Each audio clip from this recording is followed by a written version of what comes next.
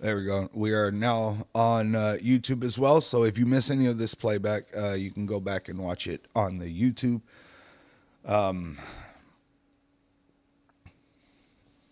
Currently, what we're looking at right here is that fucking eagle on top of the flagpole.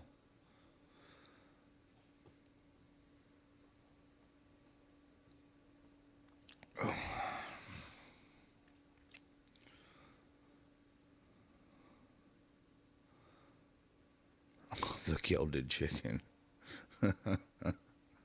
That's awesome. Let me ask y'all something real quick, though, guys. Does this shirt look orange or does it look red? Is it just me or does the defense treat cops and teachers completely different? Absolutely. They treat the cops fucking amazing and then the teachers like shit. It looks like orange. I don't know what's up with the settings because I'm wearing a red shirt today.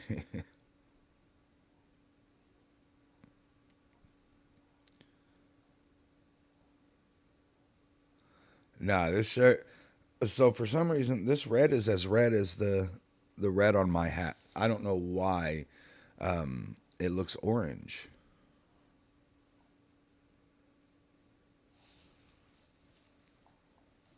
Hmm.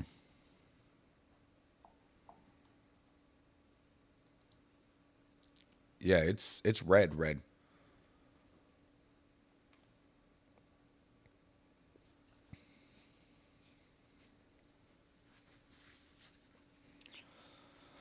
Yeah, I don't know why it's like it's more red than the Spider Man. So that's what's crazy to me.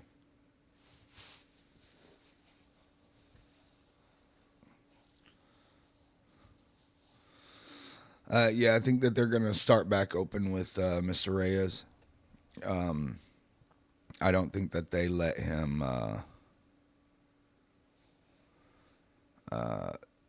don't think that he is off the witness stand. I think they are going to do it. Continue to talk to him.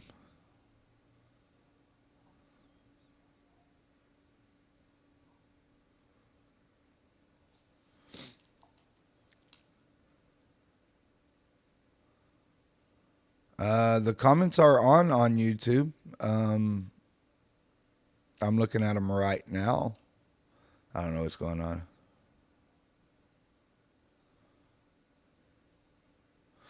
His favorite Spider-Man was Miles Morales.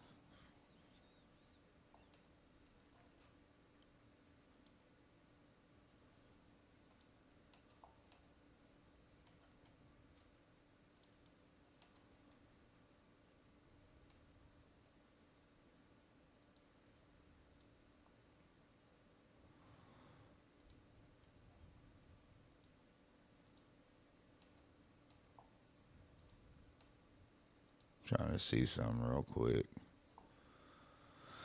What time does trial start? It should have started 3 minutes ago.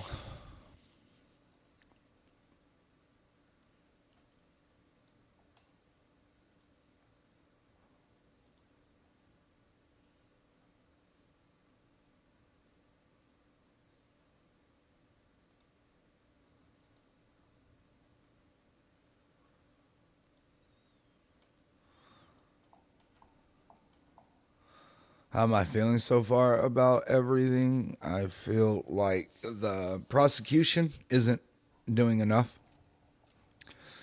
I was even watching some shit this morning of other lawyers that were sitting and watching and everything, and they're like, the state isn't doing what the fuck they should be or what they're supposed to be doing. So that's how I feel. That's how I feel. Sorry.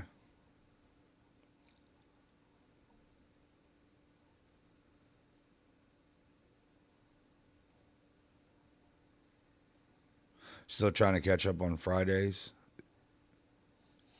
I feel you.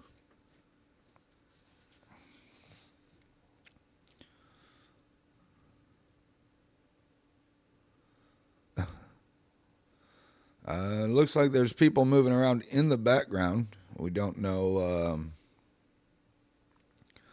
Hell, like everything with this trial, it could be right away or it can be 30 minutes late. So,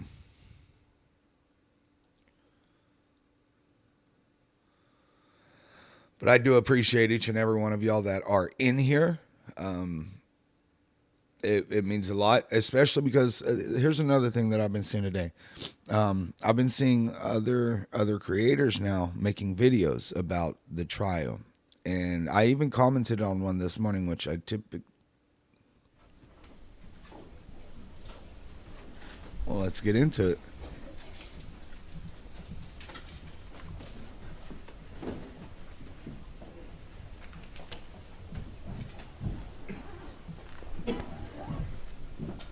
Okay, good morning. Please be seated in the court.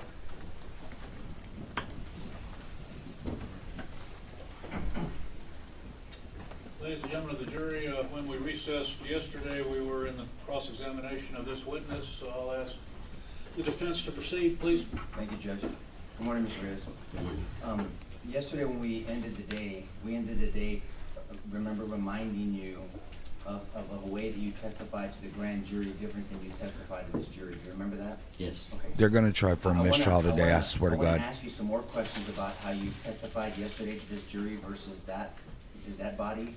And I want you to know something that my questions don't diminish what you went through, okay? I want you to know that. Bullshit, you're trying to. I think everybody, what you went through, we see that the results of it. But you understand I have to ask you questions, right? Yes. You understand that the government has brought Adrian into this court, and they're essentially blaming him for the cascade of horror. Well, I'm just laying down the foundation of why I'm asking questions, Judge. I'm going to sustain the objection. Go ahead. Okay. Wow. You understand this proceeding, right? Yes. Okay. You testified yesterday that you didn't know exactly what those sounds were as they were getting louder, even when you saw the flakes of sheetrock come down. You remember that? Yes. Have you ever testified differently? No. Have you, did you say to a different jury, grand jury, that at the time you saw the flakes of sheetrock that you knew it was a gun, you figured it was a gun? I kind of put it together, yes. Okay, and so that's what I'm saying. So and that's why I wanted to give you an opportunity to correct that. So you told this jury yesterday that even when you saw the sheetrock coming down, that you still didn't know what it was. Remember that yesterday? Mm-hmm. Yes, you did? Yes. Okay, but now you recall that you did figure it was a gun. Do you remember that? Yes. And at that moment, you made a decision that if it was going to be a gun, you were not going to run to that situation, and you were going to hope that the door was locked. Do you remember saying that? I never said that I was not going to run to the door. Good job. Do you remember testifying to that same grand jury? Yes. Okay. Yes. And you were under oath like you are today? Mm-hmm. Yeah.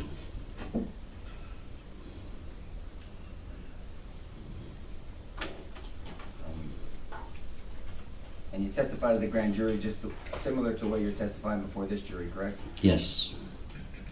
I'm going to direct opposing counsel to transcript of the grand jury, page 54, lines 2 through 5.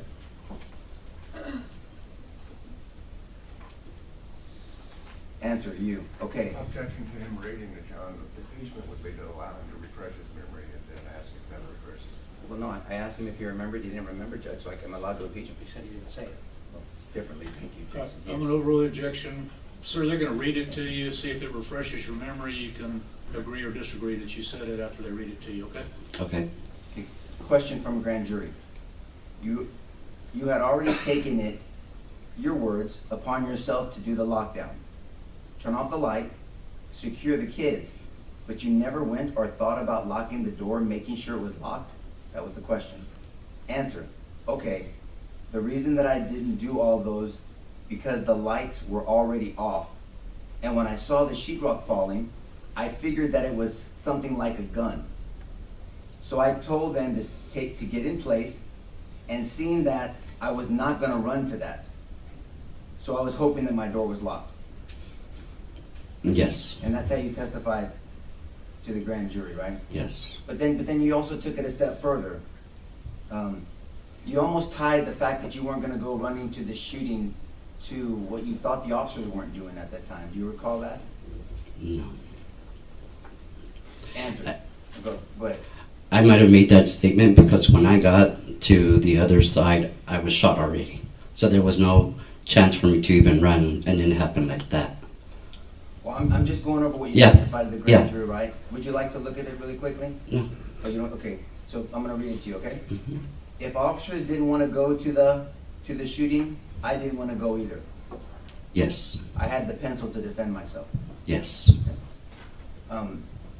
So that's what you had testified before, and so you knew, during the time that you were seeing this sheetrock chip off, that you figured it was a gun, right? Yes. And you weren't sure if your door was locked, correct? Yes. But you weren't gonna go check. I couldn't. Well, that's not that you testified to before, right? You just weren't gonna go. You were hoping it was locked. Do you remember that? We talked about that? I guess, yeah. I guess when I got up, I just had hope that it was locked. Right. Yeah. And I also want to direct your attention about something you testified yesterday about teachers at the school. You don't know what they knew about the magnets. Remember about that magnet system that was unofficially being used by teachers? They're gonna try for Okay. this to get a But mistrial. you actually knew that almost every teacher had those magnets, right? I would say that most teachers have that kind of magnet because it's a manipulative, and so we do use them for math to do assignments. Yes. Okay. Well, two things I want to ask you what a manipulative is. But number two, yesterday you said, I don't know what other teachers do. Do you remember saying that to this jury? Yes. Okay. But you did know. You knew that almost every teacher had those magnets, correct? Most teachers do have those magnets. Yes. And they used them in the doors, correct? Sometimes. Mhm. Now, will you explain to this jury what a manipulative is? A manipulative is an object that is used to try to make the connection of. We use them mostly in math to make the connection. So like it would be like a small little toy. Like we use a lot of bears, so that would be like adding 2 red bears to 2 blue bears, and that makes 4 bears. Okay. But they were used to bypass locks, Yes. right? I mean, so because it was out of convenience, like you with the copier, but other teachers, because if kids needed to go in and out of the bathroom, because the school only gave keys, actual keys, teachers didn't want to go and have to unlock the doors. Yes. Yes, this And is then when it came Uzziah's to teacher. substitutes, though, when it came to substitute teachers, doors were left unlocked constantly because they didn't have even keys. Yes. So those doors were left locked whenever substitutes came in to teach. I think so. Yes. Mhm. Well, you knew so when you testified to the grand jury, right? Mhm. Is that yes? Yes. Okay, I mean, yeah. I want to talk to you about those tables that you directed the children to go under. The tables in your room were different than the tables in 112, would you say? In the sense of curtains. Nico's about to really piss me the Your fuck tables off. didn't have curtains. No. No. Right. No. And the tables in 112 did, to where kids could go under and then be covered by the curtains, correct? Yes. So when you say, and again, I say this respectfully, so when you say when children were hiding under the tables, the only way that would work is if somebody was looking up through a window for a moment. They weren't really hidden, correct? I guess if they. They looked at shouldn't that- fucking have to be. That's I don't understand what you're trying to. Okay, that's fine. May I stand up, Judge? Yes? If you're walking from this way, and let me present to you that there's an opening here. That I don't know if you noticed it when you walked in. Right Mhm. here. If my co-counsel and us get under this table, and I'm walking from the gallery here, we're not really hidden because we can see. I can see under the table, correct? Yes. Now, if there was a curtain here, then that would conceal us. So maybe if I walked by, I would notice and then keep walking. Now do you understand my question? Yes. Okay. So your room didn't have those curtains, No. No. but the children were under the desk, correct? Mhm. And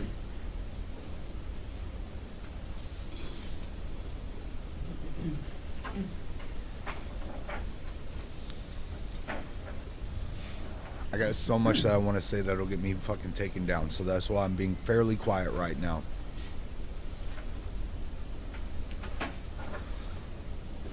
And although I think you testified yesterday, although that your school was experiencing in the community a tremendous amount of bailouts, there wasn't a focus on locking these doors? What do you mean locking the doors? Like, There's two lines of barrier for defense of a student, right? mhm, There's the external door, kind of like the door to a courtroom, Mhm. and then there's an internal door, like a door to a jury room, back there, right? mhm. Is that yes, sir? Yes. Okay, and so what I'm saying is the external doors in the fourth grade building were not locked. We know that now, right? Now we know, yes. And then the internal doors were not locked either. The internal doors in between classes, Yes, sir. yes, and I explained that yesterday that was left open because Miss Mireles was a special ed teacher and constantly printed stuff for IEPs and stuff. I'm sorry, that was a bad question for me. I understand that the 111 to 112, that wasn't locked either. I'm talking about the door leading into 111. That wasn't locked either. That day, no. Mhm. I'm really sorry what you went through. And No, you're not. No, you're not. You fucking cowardice bastard, rat-faced motherfucker. No, you're not. Don't try that shit. You would rather fucking be Correct. the defense for this slimeball piece of shit motherfucker Yes, that had a sir. goddamn gun and didn't do fucking anything. You'd rather defend him and go after somebody else. Fuck you. Fuck you, No, Nico. curtains on the window. No, the fact that the room was dark. In my opinion, I say that it's out of view, and so I mean the curtains in room 112. That was a personal choice on her part. So I didn't have curtains on the bottom of my table. No. But the point of it is that the kids went where they were trained. Is that correct? Yes, sir. Absolutely. Even though there were gunshots going off, the kids had the sense to go where they were trained. Yes, sir.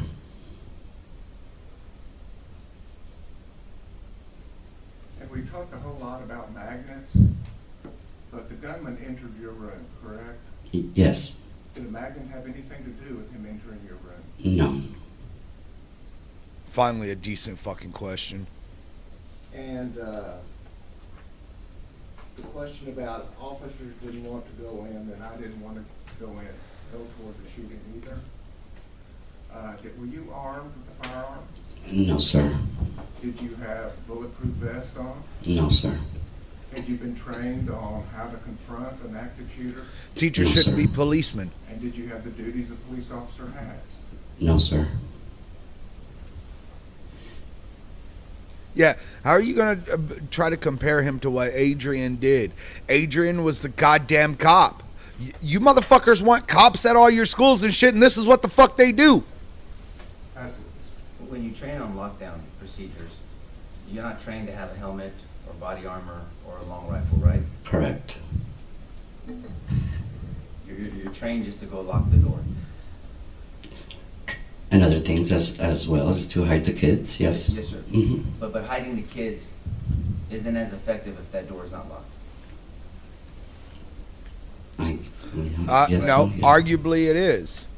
And I think that the government asked you that the magnet had nothing to do with the gunman entering that room. Do you remember that question? Mm-hmm. But that door being unlocked had an effect on that gunman entering the room. Would you agree with that? Can you repeat that again? Yes, sir. The fact that the door was not locked, that had an effect on the gunman entering the room. Yes. That's the witness, Judge. no further question. Recall either side. No, sir, not from us. Okay, sir, you are excused from the subpoena. You're free to go. Fuck, The they rule gonna was piss invoked. me I've off explained not to you at yesterday. Would you do me a 9:19 in favor this not goddamn discuss the case morning. with anyone until you're aware the trial is over. I swear to God, Nico Thank need to you be very put much. under the fucking jail Your too. next witness. State calls Elsa Avila. So Miss Avila is a teacher that was shot as well. She was not in 111 or 112, I believe. It would have been 109 if I'm picturing the map correctly, but she was shot through the wall and shot in her stomach.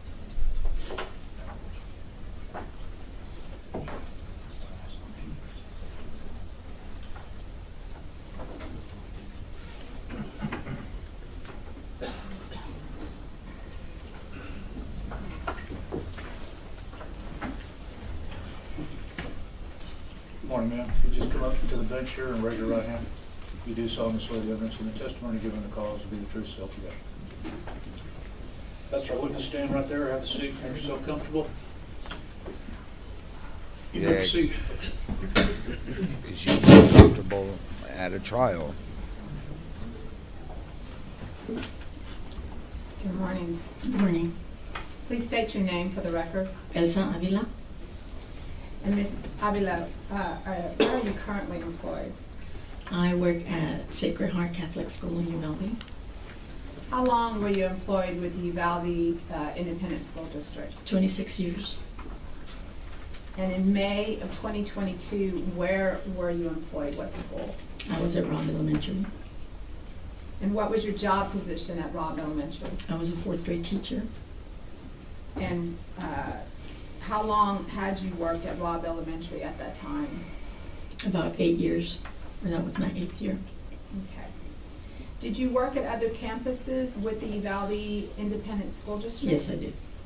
What other campuses did you work at? I worked at Anthem Elementary. I'm going to ask you to let me finish the question. I know you're very nervous, and this is nerve-wracking. But just let me finish the question. Okay, I'm sorry. Okay. Did you also teach pre-K at some point? Yes, I did. And where was that at? I taught, that was not with the district though. I taught with community council. Community Council. Mhm. And for the jury and for The the Head record. Start. For anybody that Program. doesn't want to be shown Head on Start camera, program. this Yes. is For the the community. angle in which they've Yes. chosen. As of But yeah, 2022, y'all hear how the how DA many years don't have jump you been ahead. teaching the Shut 4th up. grade? From 2007 to 2022. Okay. And did you enjoy teaching the 4th grade? Yes, I did. Can you tell the jury why is that? Because the students were a lot more independent. You could reason with them. They, it was just easier for me. I mean, I enjoyed it. You enjoyed that grade level. Mhm. Now, for the school year of 2021 to 2022, did you begin that school year at Robb Elementary? Yes, I did. Now, can you explain to the jury what the Raptor system was at that time? The Raptor system was an alert system that the school district used. It was an app on our phones, and it was to alert us to any emergency at the school. Okay. And can you explain to the jury what is a lockdown as you understand it? A lockdown is when there's a threat at the school, so we need to lock our doors, turn off the lights, and get out of sight. Now, did you receive training as a teacher for the Uvalde Independent School District on a lockdown and the procedures of that? Yes. And who provided that training to you?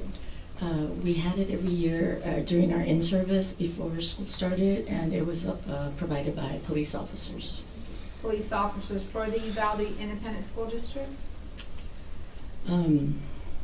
I believe so, or it could have been police officers from the city. I'm not quite sure. Well, do you remember who was the officer who provided the training to you? For that year, I remember that it was Ruben Royce and Ruben- another officer, but I don't remember who the other officer was, because it was always 2 officers that would come in and do the training. And do you remember Ruben Ruiz being a police officer for the Uvalde Independent School District? I believe so. And his wife was a teacher, right? Yes, because I remember that year he was joking around with Eva there in the cafeteria when we were having the training that year. And when you mean by Eva, who are you speaking about? Eva Mireles, which was a co-worker. She was also a 4th grade teacher. Okay. And what room was she in? She was in room 112. Okay. And how often were you provided this training on lockdowns? We had it every year, like I said, during in-service before school started, every school year. Now, with regard to the children, how are they trained on lockdowns? The children, we practiced with them, and I believe we had a drill. We had the lockdown drills once every semester, one in the spring and one in the fall, or one in the fall and then one in the spring. And We would also, I mean, they knew we would lock the doors, turn off the lights, and get to our secure area out of sight, the furthest corner in the room away from the windows and the door. And who provided this training to the students? We did, the teachers. Now, when you were in training as to a lockdown, what are you trying to do as to the termination of that lockdown? When we're doing the drills, the admin or the principal will come on the intercom and say, our lockdown drill is over. But when we were trained that when it was a real lockdown situation, a real threat, then we would remain out of sight, stay quiet until law enforcement came and opened our doors. We were not to answer the door to anyone. If they knocked or they said, we're here to open the door or open the door for us, we were trained that law enforcement would open the door because they would have the keys to our classrooms. Now I'm going to take you back to May 24th of 2022. What were your work hours that day? My work hours every day were from 7:30 to 4. And where was your classroom? What I'm going to do, we're going to show you State's Exhibit number 756.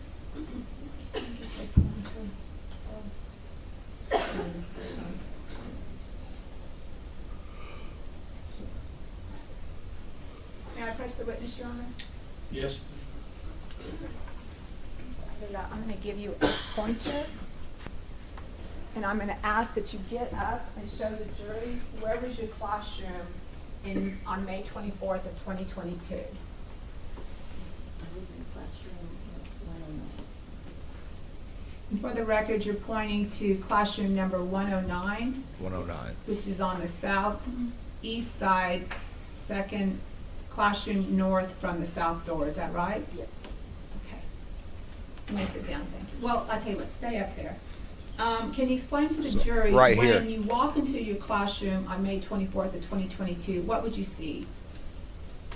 You walk in my door, this is a door to the hallway, you walk in, the connecting doors to 110, on the east side we have 2 windows. Excuse me, Judge, I'm so sorry. Can we ask Ms. Avila, do you mind raising your voice so we can hear you? Why don't you go ahead and sit down, Ms. That way you have the microphone. My teacher desk, or actually a kidney table, was at the far east wall by the windows, and then the students' desks were around the rooms in a U shape. And when you say kidney table, I think we need to clarify that. What do you mean by that for the jury? Is it the tables in the shape of a kidney? Yes, it's Okay. a table in the shape of the kidney, yes. Okay. Because we did not have teacher desks. That was our small group table and also our desk. Okay, so it doubled as an activity desk and a desk for you then. Yes. And how many years were you in that classroom as of 2022? I was in that classroom, I was around 8 years, and I was in another classroom 2 years. So I was in that classroom about 6 years. And where were the windows in your classroom? They were on the east wall. And did you have curtains or blinds on your windows? I had blinds and curtains. I had blackout curtains because since we used the ViewSonic screen monitor, the glare would, even with the blinds, there would be a glare. It was hard for the students to see, so I had blackout curtains. And did your classroom adjoin another classroom? Yes, it adjoined room 110. Now, on May 24th of 2022, was that a special day? Were there special activities that day? Yes, that was awards day, so we had our awards ceremonies for 4th grade on that day. And what time was your award ceremony? My award ceremony was from 10 to 10:30. So, because it was a free day, was it unstructured? Yes, because a lot of children leave after the award ceremony. Not all the students stay, so no one was really following like the regular schedule on that day. Everyone was at different schedules. What time did you get back to your classroom? I got back to my classroom about around 10:30, 10:35. Did all of your students stay? Did you have any leave? I had one student that decided to go home. But the rest of your students stayed? The rest of them stayed, yes. And why is that? Because they knew that we were going to be doing fun activities that day. We were going to do a STEM activity. We were going to finish up piñatas that we were going to break on the last day of school, and we were going to have snow cones at recess. So they knew it was going to be a fun activity day. Now, what was the STEM activity that y'all had planned for the day? We were doing a STEM challenge. They were creating their own shoes out of newspaper. So they each had to create their own special shoes, and then we were going to have a race at 11:30. We were going to go outside to the playground and have a race and see who created the sturdiest shoes, whose shoe would make it to the end of the race. And then, of course, we'd have a winner, we'd have a prize, and fourth graders love prizes, and they love competing, so they were all excited about that. Sounds like a very special day, was it not? Yes, it was. We were having a lot of fun. So you said that y'all were planning to go outside about what time? At 11:30, I had set my timer on my phone, and the kids were ready for that timer to ring. They were ready to go outside and have the race. In preparation to go outside, what did you have your students doing? When the timer rang off, they're like, it's time, let's go. So we lined up at the door, and I was teasing them, and I was like, oh, well, let me take pictures first. Oh, let me take another picture. And they're like, let's go. Like, let me take pictures. I want to see everybody's shoes before we go, and they get ruined. So we were spending some time there taking pictures, and they were lined up at the door, and they were making their faces, and I was just taking pictures of their shoes. They were posing with their different shoes. And then as I'm taking pictures, my line leader, one of my students, a little girl, she told me, Miss, there's something going on. Miss Deming's class is running to her classroom, and they're screaming and running. And I told her, well, let's let Miss Deming worry about it. I'm sure she'll take care of it. It's okay. And so I continued with the other students taking pictures, and then she told me again, no, it's like they're scared, they're crying, they're running. And so I told her, okay, well, let me go take a look. So I told her, stand back. I went to the door. I opened the door.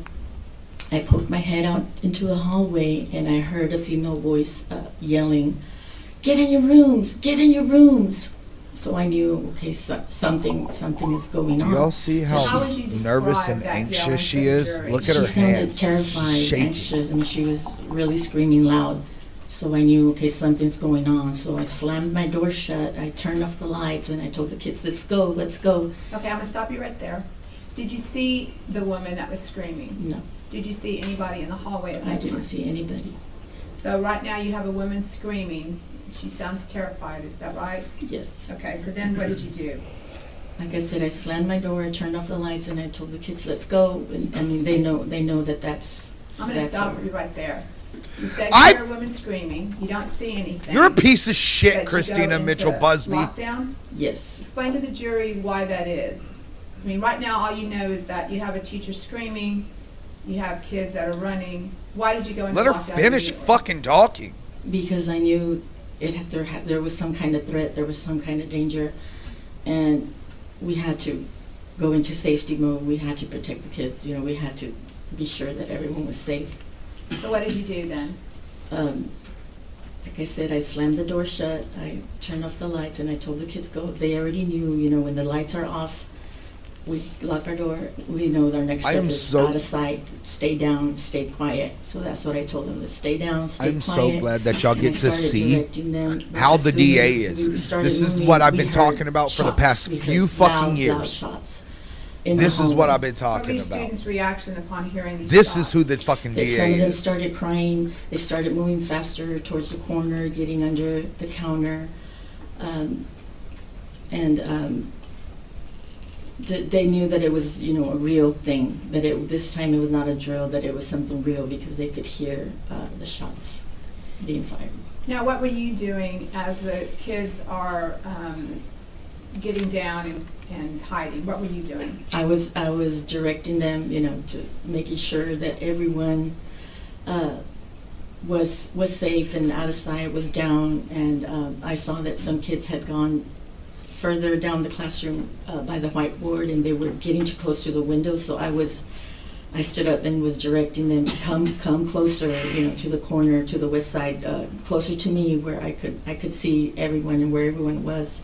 And as I stood there and I was waving them over, that's when I felt, well, we were hearing shots, and I felt a shot on my left side. So you were shot at this point? At this point, yes. The moment that you're standing up directing the kids to get Yes. closer to you. Is that correct? Yes.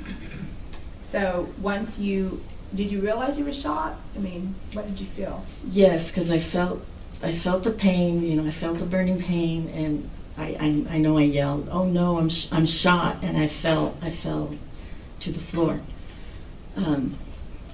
So yes, I knew I was shot, and I put my hand on my side, and I saw blood. You know, when I took my hand away, I saw blood, so I knew that I had been shot. Once you fell to the floor, what happened next? I fell to the floor, and we kept hearing the shots. They were just going like that, just one after the other, one after the other, and it would stop, and then it would go, it would go, it would go, it would go.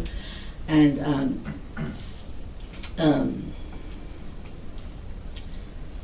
I was just laying there. I dropped my phone, I dropped my glasses, so I was crawling around looking for my phone, looking for my glasses, so that I could text somebody, you know, that I was hurt, and let them know.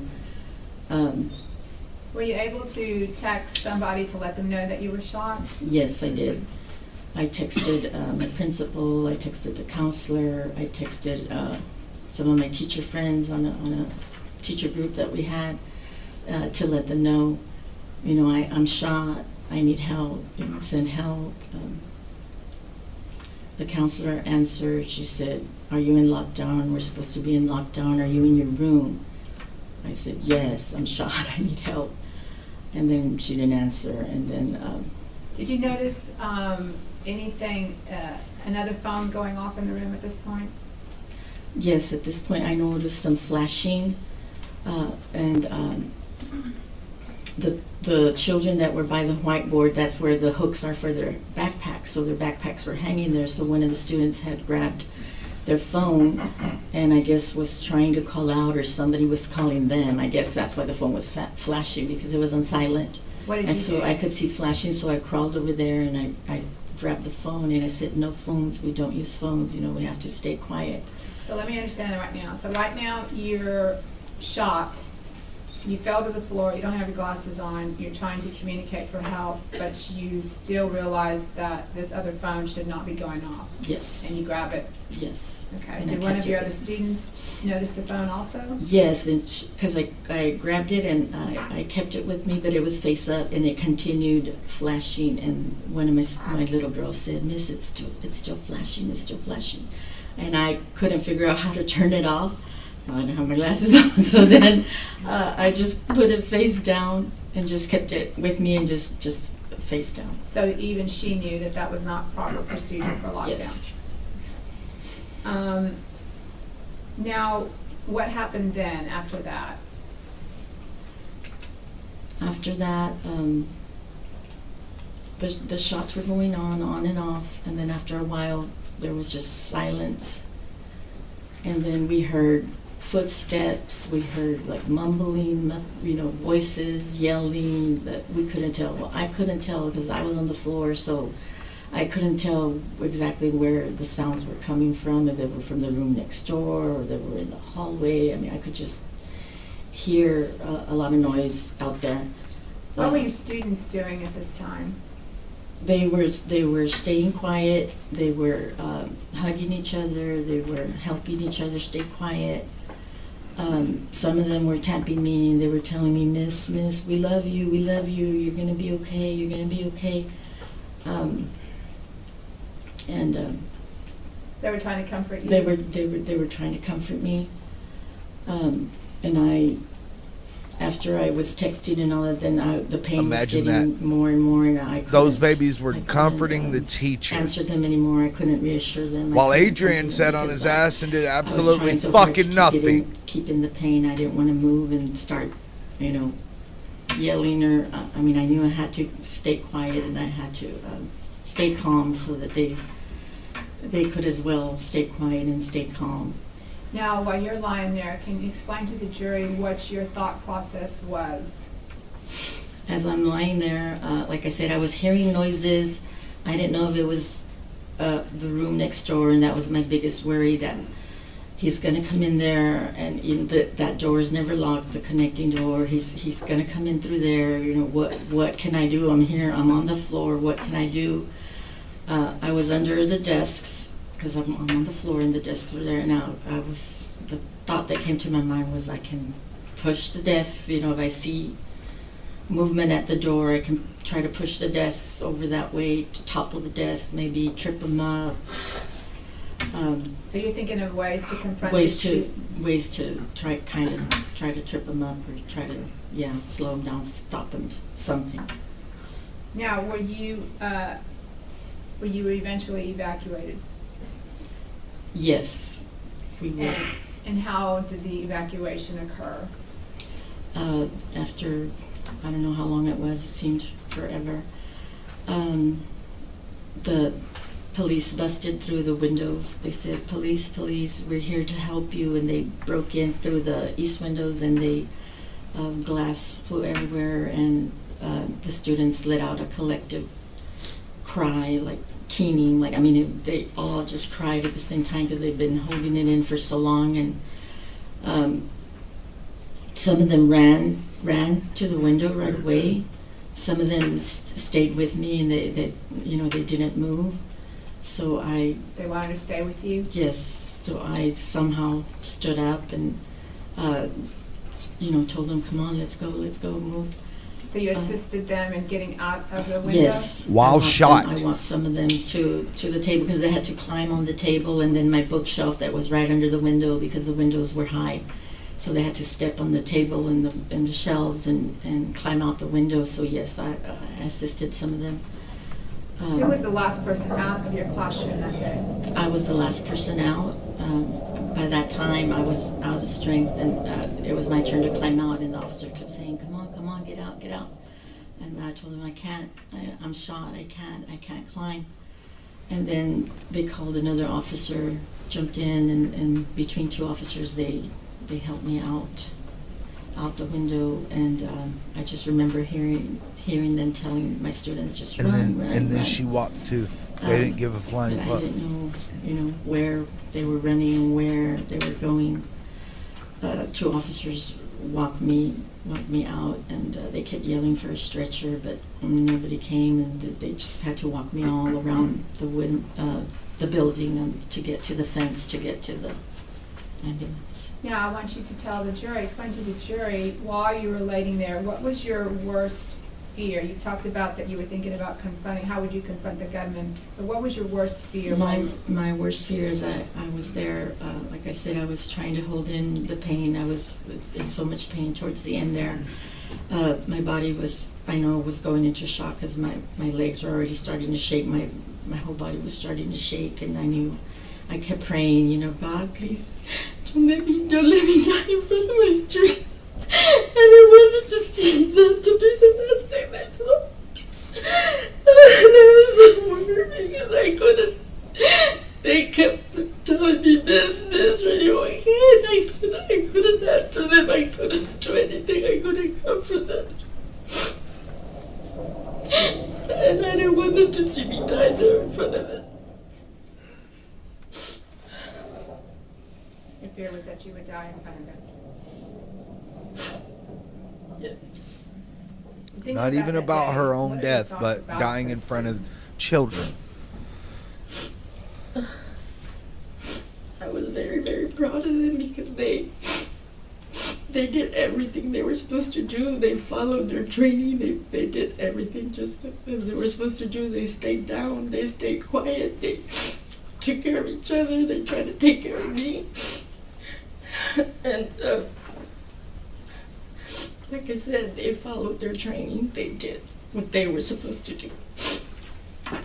Now, Ms. Avila, are you still teaching today? Yes. When all this happened, I retired because at that time I could not see myself back in a classroom. I could not even step inside a school building. I would get panic attacks. And I had to retire because I just could not see myself back in a classroom. So then why are you teaching? Well, I went through counseling, through PTSD therapy. And as I got better, medication, I got better. I missed it so much. I missed the teaching. So this year is my first year back. I was so happy to be back in the classroom. I love my students. We have a lot of fun. And so, thank God that I'm back in the classroom. Pass the witness.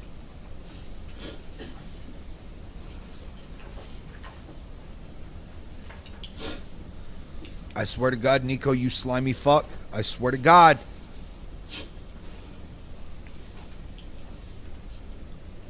So, it appears to me that everybody did their fucking training except for the fucking cops. Yes, please. Yes, ma'am, report. Yes.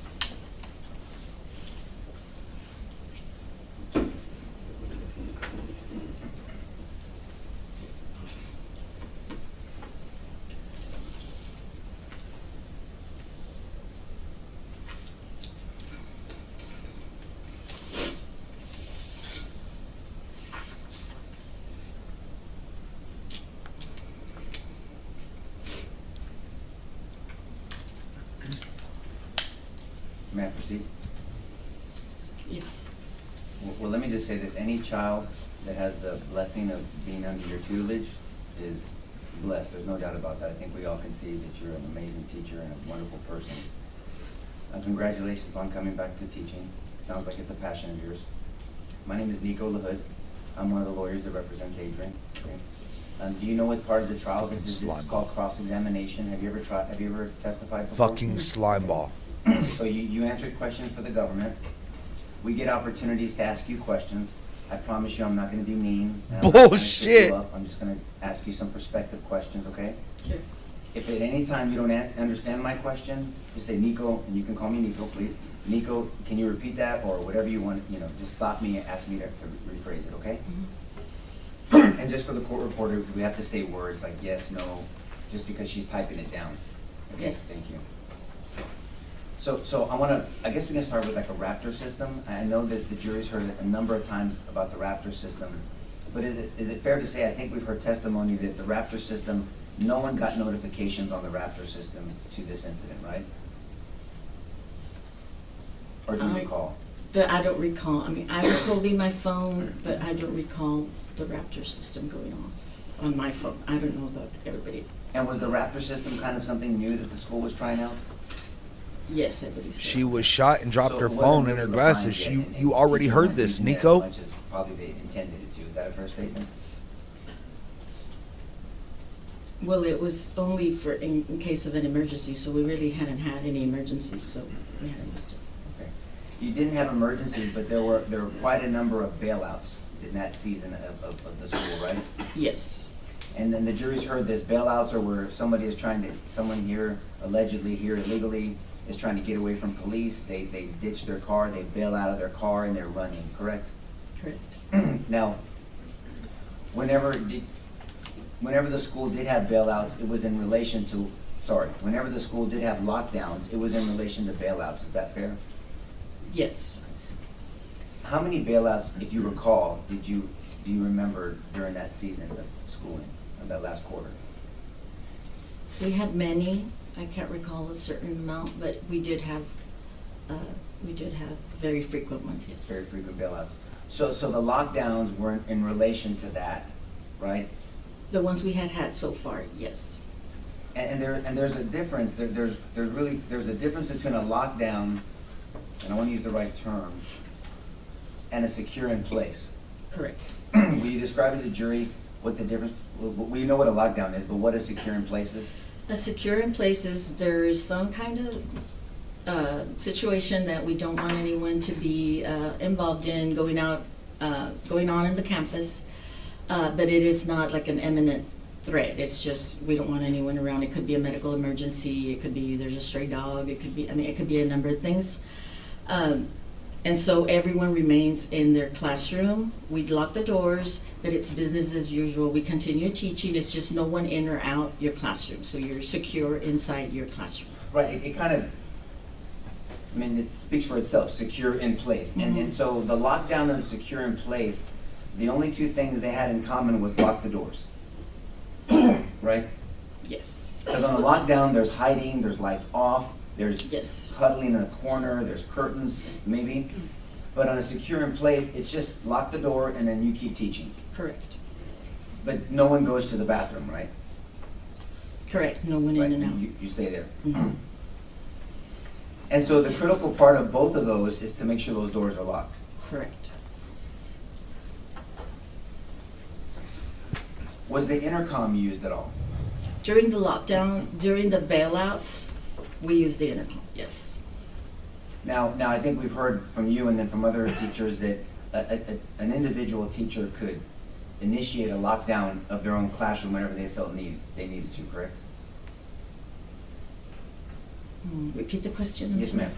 You didn't have to wait for the principal to tell you lock down. You can make that call yourself. For your class. For my class, Yes, ma'am. I never did. You never what? I never did that, so I'm trying to think. Well, maybe it's a bad question. Let me just, actually, Yes, you Nico, testified most that of your you questions did are a bad lockdown. questions. You 100%. heard something, you sensed danger, you didn't wait for the principal, you didn't wait for the intercom, you didn't wait for Raptor. You did the right thing and you said lockdown and you told the kids to hide and you turned off the lights, correct? Correct. Okay. Now, you mentioned it, but I don't think you said it. You actually locked your door. My door was always locked. Okay, and that's, so even without a lockdown, you always had a locked door. My door was always locked, yes. Why did you do that? Because it was our policy to have the locked doors because of the bailouts and all that. I mean, for security, yeah, we were supposed to have our doors locked. Okay, so let's talk about that briefly. So aside from a lockdown, the doors are supposed to, school policy, the doors are always supposed to be locked. Correct.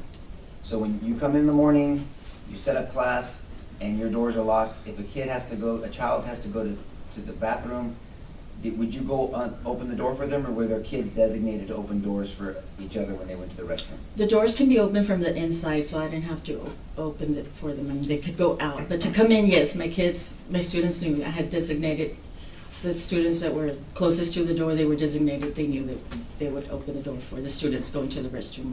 And that was, through your experience, it seemed like a very simple and practical way to handle the inconvenience of having to stop class and opening the door. Yes.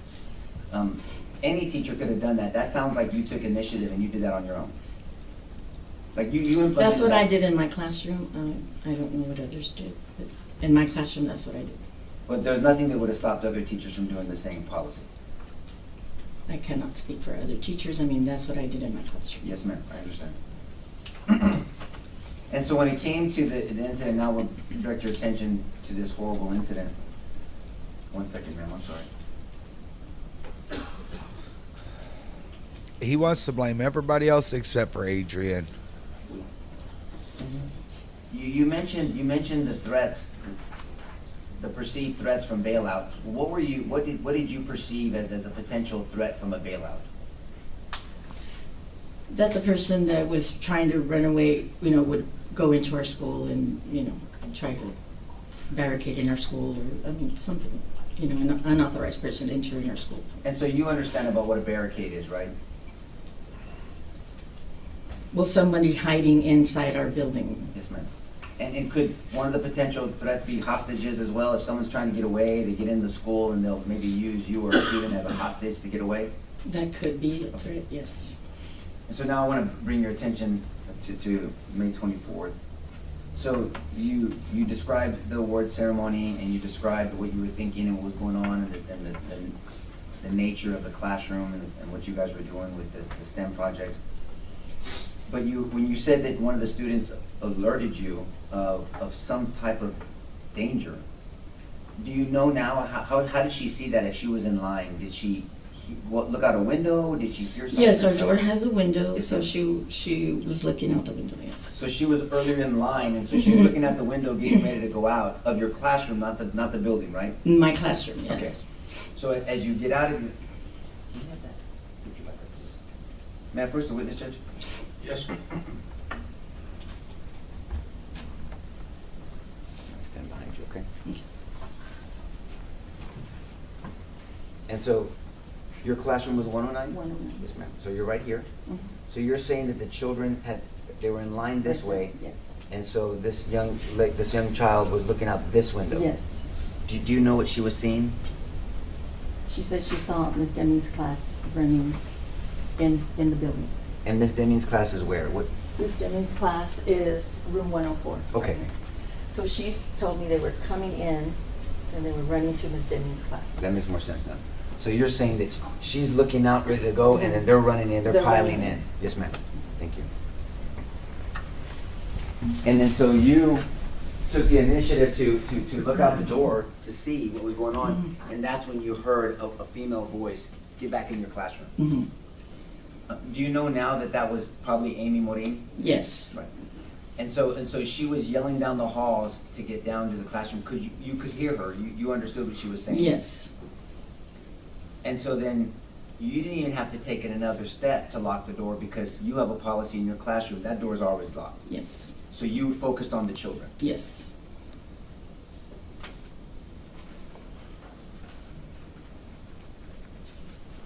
And do you know now that the bullet that unfortunately hit you was shot from the outside going through the classroom across from you?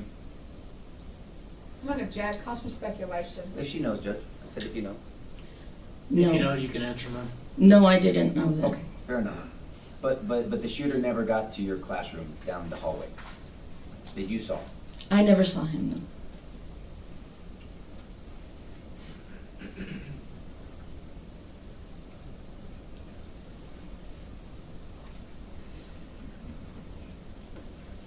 At some point, you said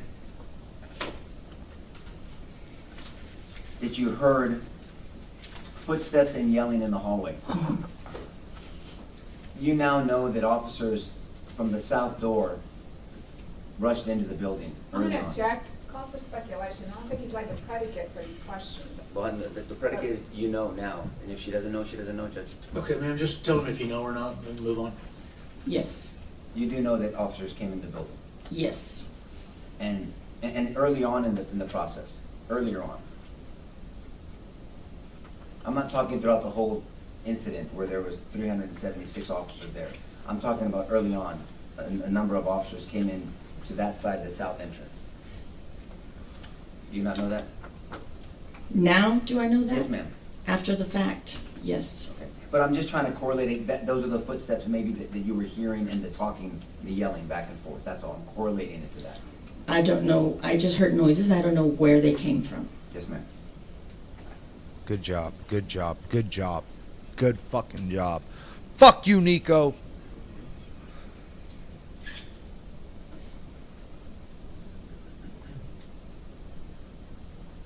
You know who would know that? The officers that didn't do a fucking thing. They would know that.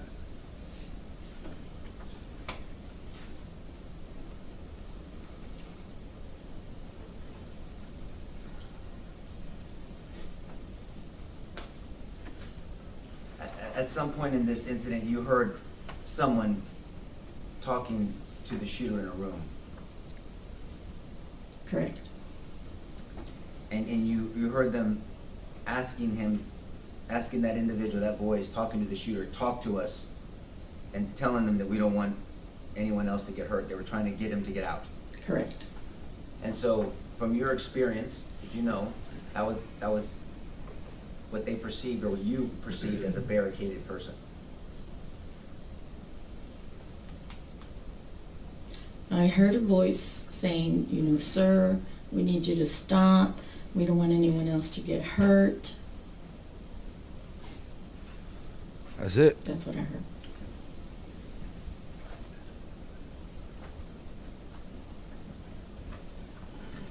And do you know, are you aware of the policy of the doors to the building to even enter the fourth grade building, whether they should be locked at all times? I'm gonna object, that's been asked and answered. Not from this witness, Judge. She talked about the policy already. To her classroom door, Judge, not the I'll building. overrule the objection.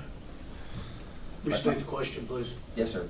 Are you aware of the policy from the school to have the external doors, the building doors, locked as well? Correct. And you say correct, meaning that those external doors by school policy are supposed to be locked as well? The outside doors. Yes, ma'am. Yes. But teachers have keys to the doors, but Yes. but that general public is not supposed to be able to walk into those buildings. Correct. Oh my God, dude. Ms. Alvet, thank you for your testimony, and I'm very sorry that you went through this. No, you're not. No, you're not. You don't give a flying fuck. All you care about is that fucking paycheck and that goddamn Yes, ma'am. fucking notoriety With if you regards get to your win door this to your motherfucker. classroom, Fuck says you. it's locked, but did you have to lock it from the inside or the outside? From the outside. And in order to get it locked, did you have to slam it, or would it just shut on its own and lock? No, we had to slam it. Even the students already knew you had to slam it because sometimes the lock wouldn't catch. Even though it was locked, if you didn't slam it, the lock just wouldn't catch. So they knew to slam it every time we closed it. And you slammed it that day? Yes. As a witness? No further questions, Judge. Recall? Anybody? No, Your Honor. That recall, Your Honor. All right, ma'am, you are excused, released from the subpoena. However, the rules have been invoked in the case, so I would ask you not to discuss the case with anyone until you're aware the trial is over. Thank you very much. Your next witness, please. State calls Aaron Robin.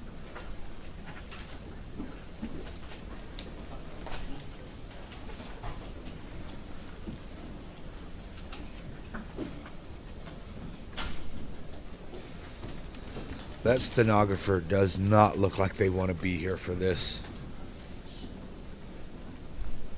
Does not want to be here for this.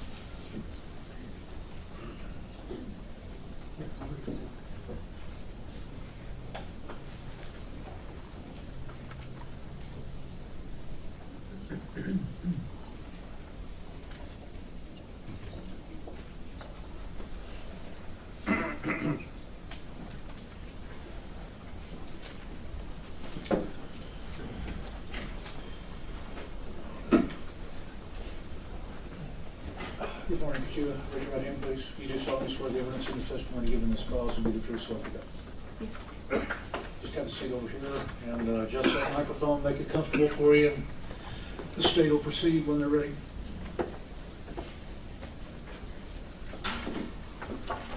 Good morning. Morning.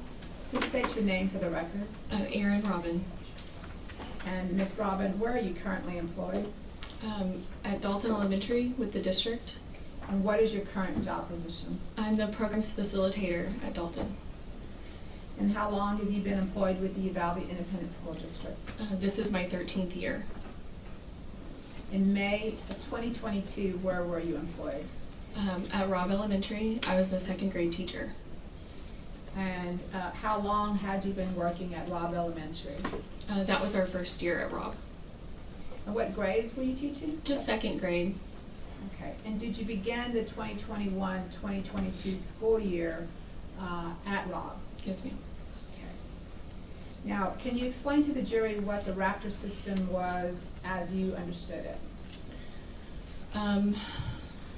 I understood it as a way to let all staff or faculty that are on the campus know of any kind of emergencies or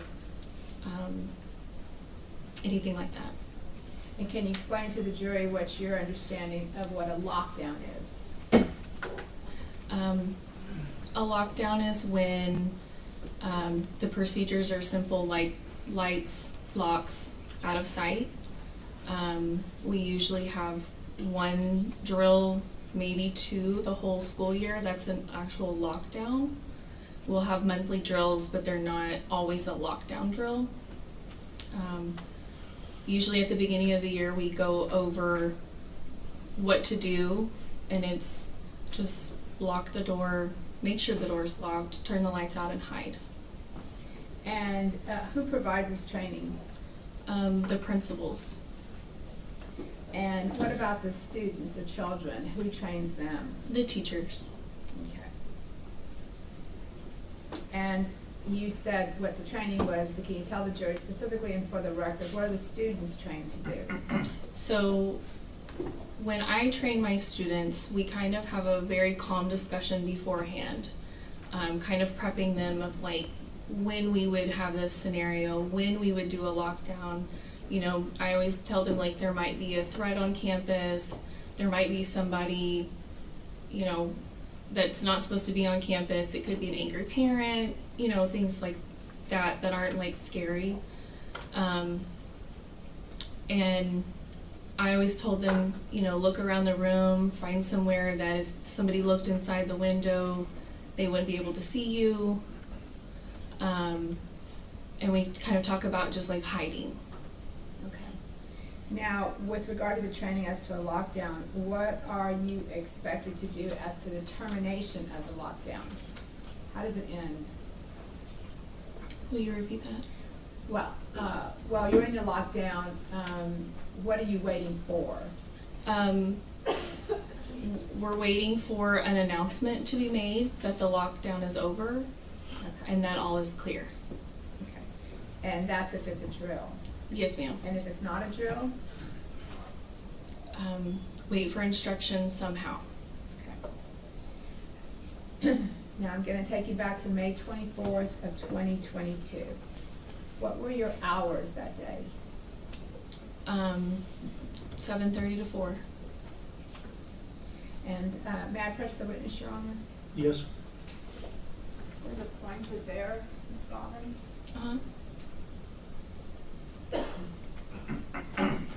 To show you what's been marked as State's Exhibit number 1. Can you explain to the jury where your classroom was on this map? So my classroom is right here on this wing, and it is next to the restrooms. This concrete piece right here are water fountains, and my classroom is right here between the bathrooms. There's a boys' bathroom and a girls' bathroom, and then my classroom sits right here, and then there's 2 more.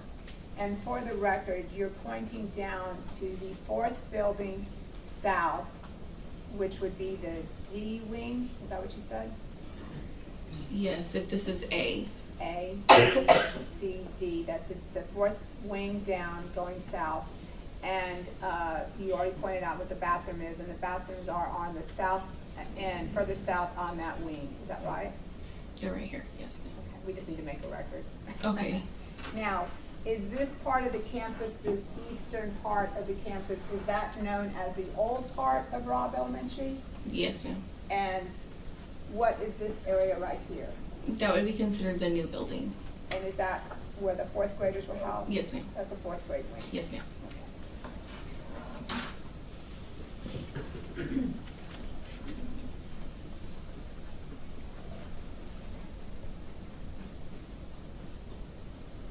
Now, when you walk into your classroom, can you explain to the jury what you see once you walk into your classroom? In my particular classroom, when you walked in, the door is all the way to the right-hand side of the classroom. So you have an entire wall, then there's cabinets along another wall, and then the opposite wall from the door is their windows, and they're like midway all the way up to the ceiling windows, and they're the whole wall. And then the other wall is like the whiteboard.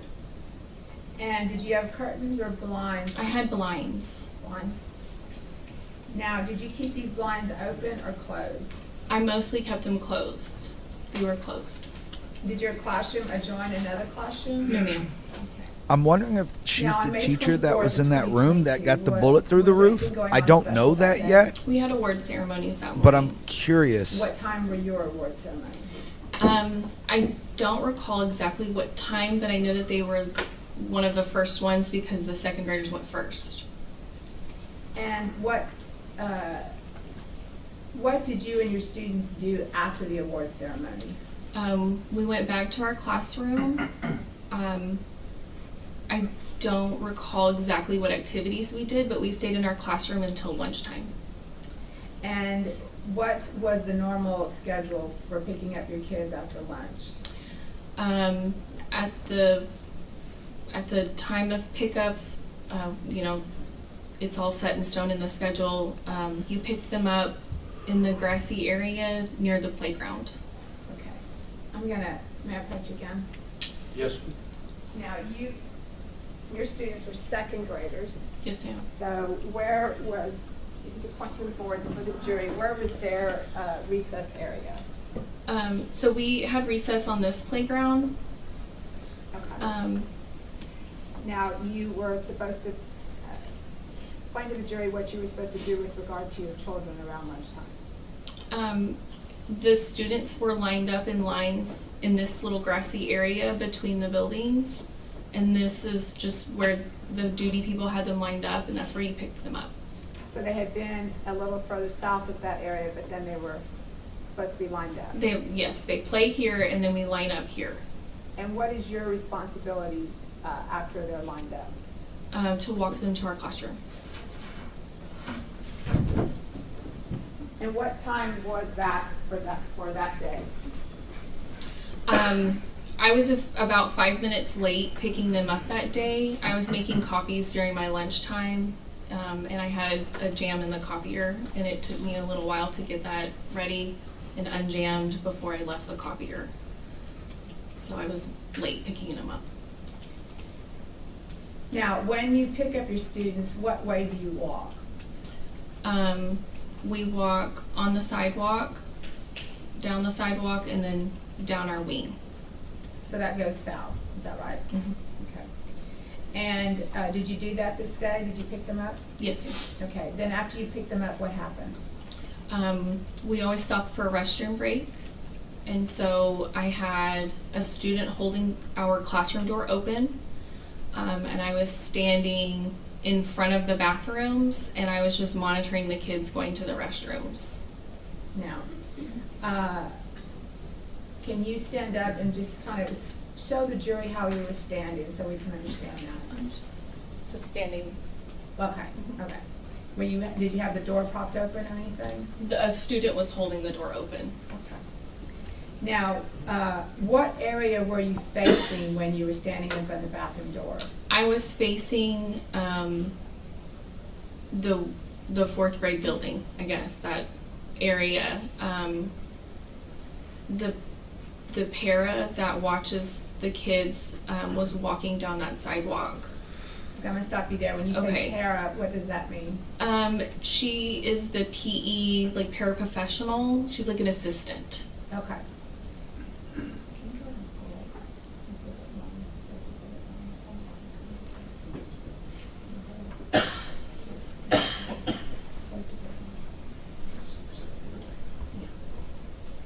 Now, I'm gonna pull up State's Exhibit number 1, so I don't have to keep going up there. Sure. So, and I think we have a pointer up there for you so that you can point. I want the jury to understand where you were coming from. So Okay.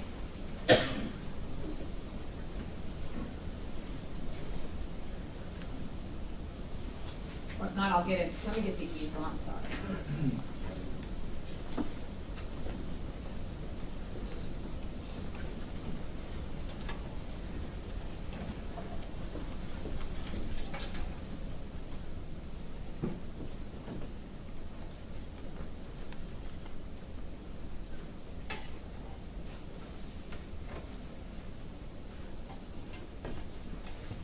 Okay, Ms. Robin, if you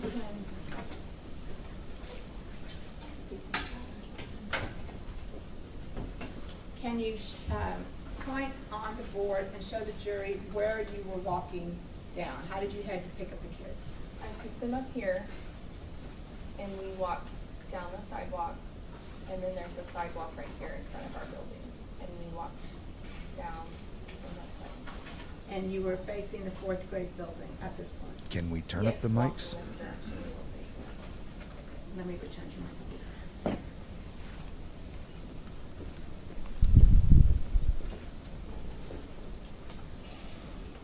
When you were standing there facing the fourth grade building, you said you saw a Yes. paraprofessional, which is a teacher's aide, so to Yes, speak. ma'am. And what did you see her doing? She was walking normally, and she got, do you want me to point to the sidewalk where she Yes. was? She was walking down this sidewalk to the PE pavilion because there was like a next PE class. She got about right here. She turned around and ran back towards me. And what did she, did you see the look on her face, or could you see her? Yes, she was very panicked looking, scared, and she got to me and she said, "There's a man with a gun." I was surprised as well, and it kind of took me by surprise, and I'm like, "What?" And she repeated it, "There's a man with a gun. I heard it on my walkie." She carries just like one of our school walkies. You mean walkie-talkie? Yes, a walkie-talkie, yes, ma'am. Now, you're saying it very calm today, but was she telling you that in a calm voice? No, Explain to the jury her tone. just frantic, panicked. What else did she say to you?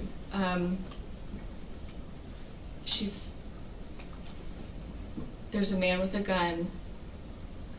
Did she tell you to go on lockdown? No, Okay, no, she said to get inside. okay.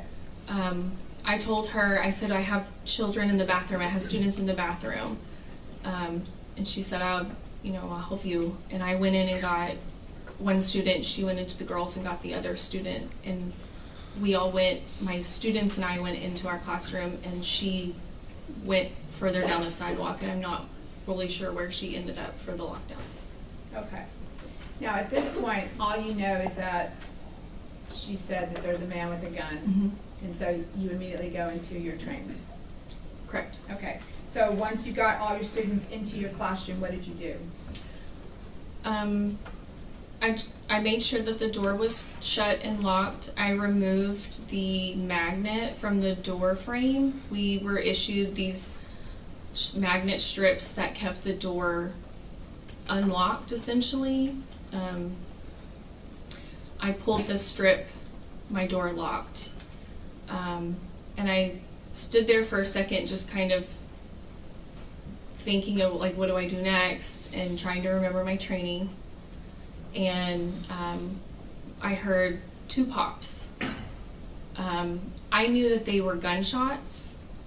One of my students looked at me and his eyes were so big, and he said, "Miss Robin, was that a gunshot?" And I just looked at him and said, "I'm not sure, I don't know," just trying to not panic them. Okay. So let's just kind of clarify your door. Was your door locked or unlocked at this time? My door was locked. Okay, and was that a practice of yours to keep it locked? Yes, ma'am. I kept my door locked this year because we were exposed to the outside. At my previous school, we were inside the building, and so I didn't keep it as locked as I probably should have. And you described a magnet. Why did you have the magnet on the door on this particular day? It was like that every day. And why is that? Because kids go in and out to the bathroom all day long, or people, counselors, whomever need to come in. Okay. But you pulled the magnet and... I did, and it was locked. Okay. Now, after the child said, "Is that a gunshot?" Did you hear any more pops? I don't remember. Okay. Did you receive a raptor alert that day? I did. Do you remember the time of that? I believe it was 11:34. Okay. But by the time you got the raptor, you were already on lockdown? Yes, ma'am, in my classroom. Okay. Now, what were you doing in the classroom while you were on lockdown? Could you describe to the jury what your actions were? Once we heard the gunshots, I told my kids, let's get over here to this corner. I chose the corner of the room that the door was on. It's a concrete center block wall, and the other wall is the cabinets. There's a table over there, so we got underneath the table. Most of us all fit under the table. I sat down beside them and just kind of scanned the room. you moved over? I did. I moved some furniture over. While I was sitting there next to my students, I kind of scanned the room and I kept looking at the windows, and that was kind of the direction of the gunfire or the sounds we could hear.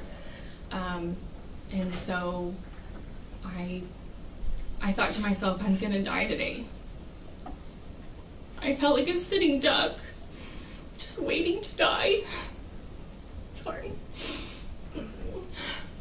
Did you rearrange the furniture to make like a cover for the children? Yes, so we have these little square wooden desks, and I just started flipping them over, and I flipped them over their side, and I made like a wall, and I stacked a desk on top of the other, so I had 4, and I kind of crouched behind those, and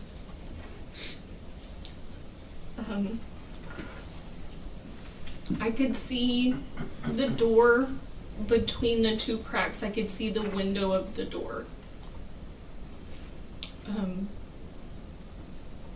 And we just sat there waiting. Did you keep your eyes on the door? I did. And can you explain to the jury why that was? While I was sitting there, my students complied with everything that I told them. They were very quiet. I did have some students crying.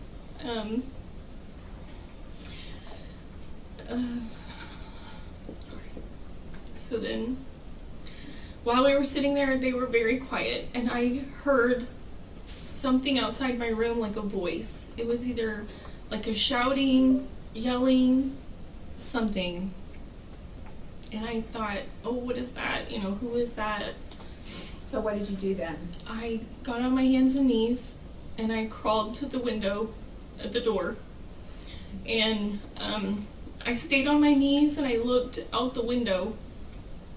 And when I peered out the window, what area were you looking? When you looked out the window, can you point to the jury and tell the jury what area you were looking towards?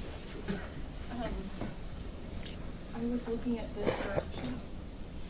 And for the record, you're pointing to the south end of the 4th grade building. That's the area you were looking towards? Yes, right here. And once you looked out the window, what did you see? Explain that to the jury. I saw a white police vehicle. Why don't they It was just a put car. the shooter? Do you Why don't they remember just if it put the was shooter's a, name or the police shooter vehicle for the Uvalde as his Independent name? School District? Yes, ma'am. I knew it was a school vehicle because it was just plain white. Okay. And approximately where was that vehicle parked? Or where did you see it? It was parked right here. Okay. And did you see a police officer with the vehicle? I did. And what did you see the police officer doing? I saw him go from like the driver's side around the front to the passenger side. The door was open.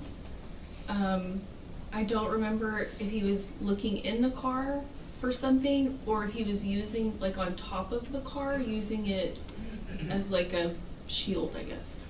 Okay. And what else did you see the police officer doing? Just kind of moving around. The car? Mm-hmm. Okay. Now,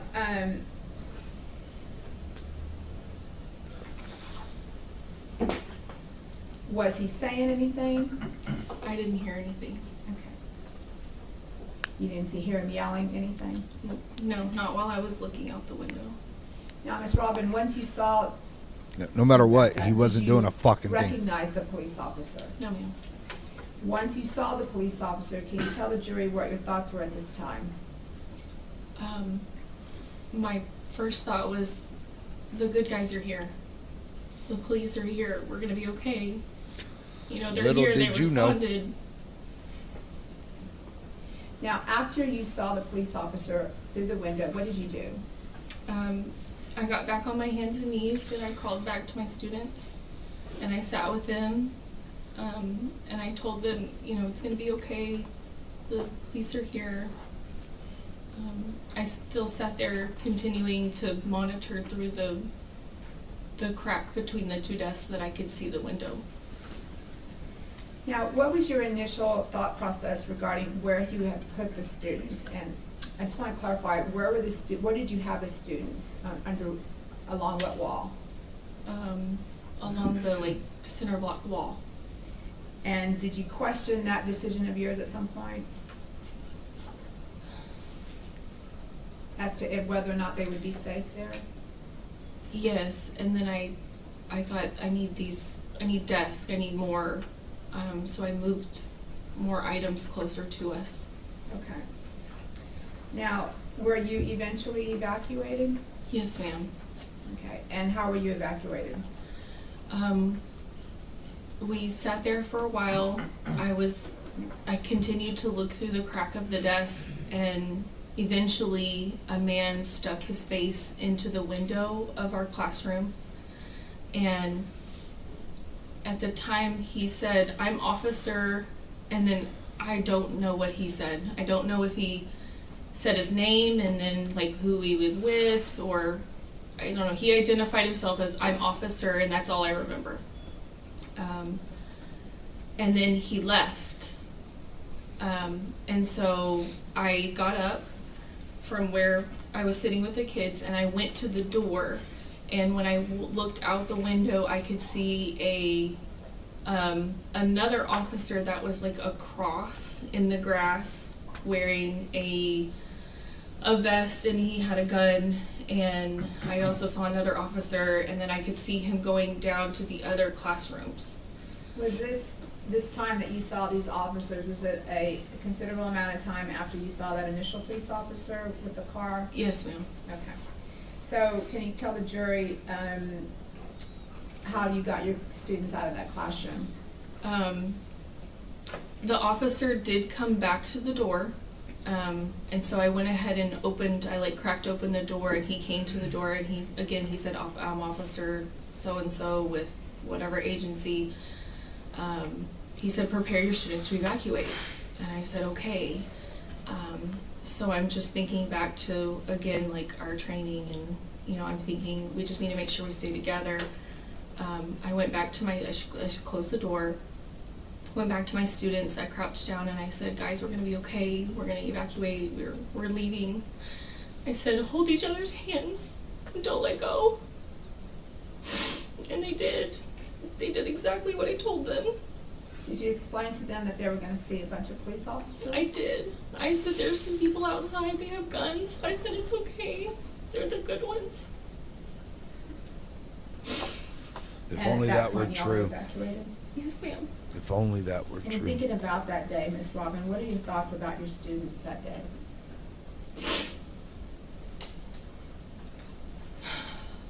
They just did such a good job. They were such good listeners, and they followed me, and they did exactly what I said, and I'm just glad that we made it out.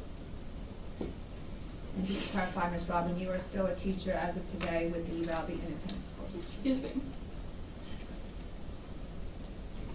That's the witness.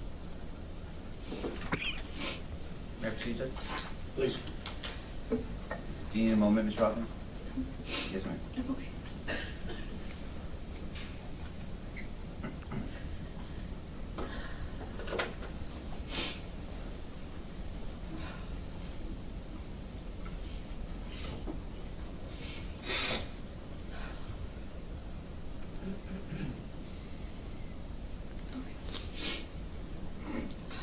Thank you for coming in and testifying. And it's apparent it's very difficult for you and many other witnesses, so I think we all appreciate that. My name is Nico LaHood. I'm one of the lawyers that represents Adrian, okay? You've never testified before, I'm assuming? No, sir. Okay, so this is cross-examination. I've been explaining that to each witness. I'm not gonna go at you. Yes, you are. Trick You've questions. literally done it with We'll every ask single moments. I'm just fucking gonna ask witness. questions to bring context and clarity. And the reason why is because this was a stressful situation to you, obviously, right? Mhm.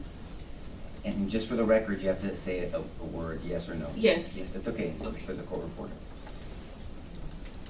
And so the reason why we ask is because we're asking people something and kind of reminding them of what they said maybe previously. So just for the jury's notice, you've said this, your experience to other people before, right?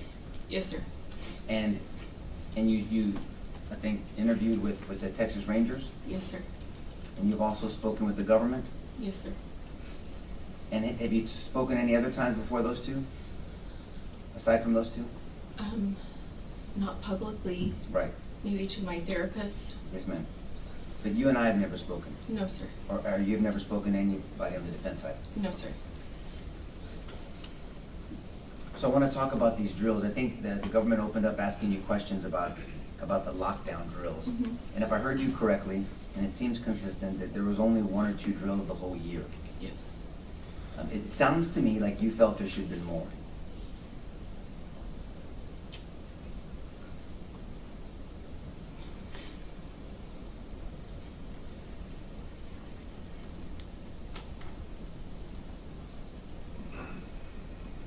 I, Do you still work for the Uvalde Independent School District? yes, sir. I'm not trying to put you in a bad spot. If you don't want to answer that question, you don't have to, and I'll move on. Okay. Is that better? Thank you. Yes, ma'am. Okay, so, and it also sounds like you prepared your students yourself. Yes, sir. Okay, so there's some general, however many times a year, there's some general information shared with teachers, but then it sounds like each individual teacher, and you did a wonderful job of taking responsibility and you preparing your students yourself. Yes, sir. That's Yes. right. Because you're with your students every day. Yes. And so, and it also sounds like you explained some practical things to them as well. Yes, sir.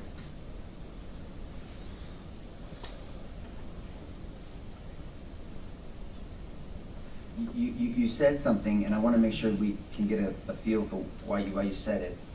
You said you felt like you were a sitting duck out there. Yes. Is that because you were in a separate wing outside of a building, or is it because the school did not have a designated police officer full-time? I felt like a sitting duck because of my room, of the wall of glass.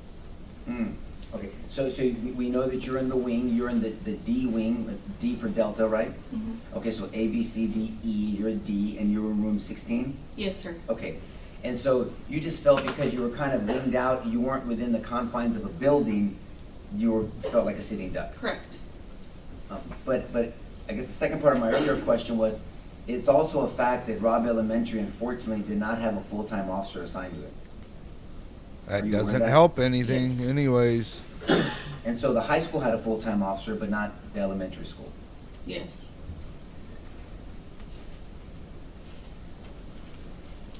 I also want to bring your attention to the I guess the magnet system that the school approved. I believe you testified to this jury that these magnets they were used every day, I used mine every day. and that was allowed by the school. Yes.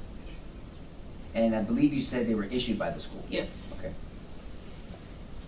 So the school issues these magnets, is it because that the school, and I'm not ragging on the school, they just didn't have the resources to Yeah, you do are. like a key fob for the teachers and Correct. install that? Correct. Have you worked at other schools where they had that, where it was easy access through some type of security mechanism that way? Yes. Okay. But Robb Elementary didn't have that? No, sir. Okay. So there seemed like that the school district had to adjust with the teachers, and from a practical standpoint, these magnets were used, but you testified that you could easily remove the magnet and it would automatically lock. Yes. So there's a latch in these doors, and so the magnet would stop the latch from catching on the frame. That's right. Am I using my hands properly? Yes, sir. Okay, and so then on the inside, when you open it, the catch would come up and you open out, and it would come back, it would automatically lock on its own. Right. And the magnet would be inserted between, and they use terms like it would defeat the lock, meaning that it would allow it to be open and closing as you want. Yes. Okay. And was it was obviously approved and issued by the school, so most, if not all, most teachers use that procedure. I'm not sure. Okay, but they were issued by the school, They were. so the school approved this. Yes. You were not violating a policy. Not that I'm aware of. Right, so the policy was to keep the doors locked, your door was locked, but there was this magnet used just to make it Yes. easy access, okay.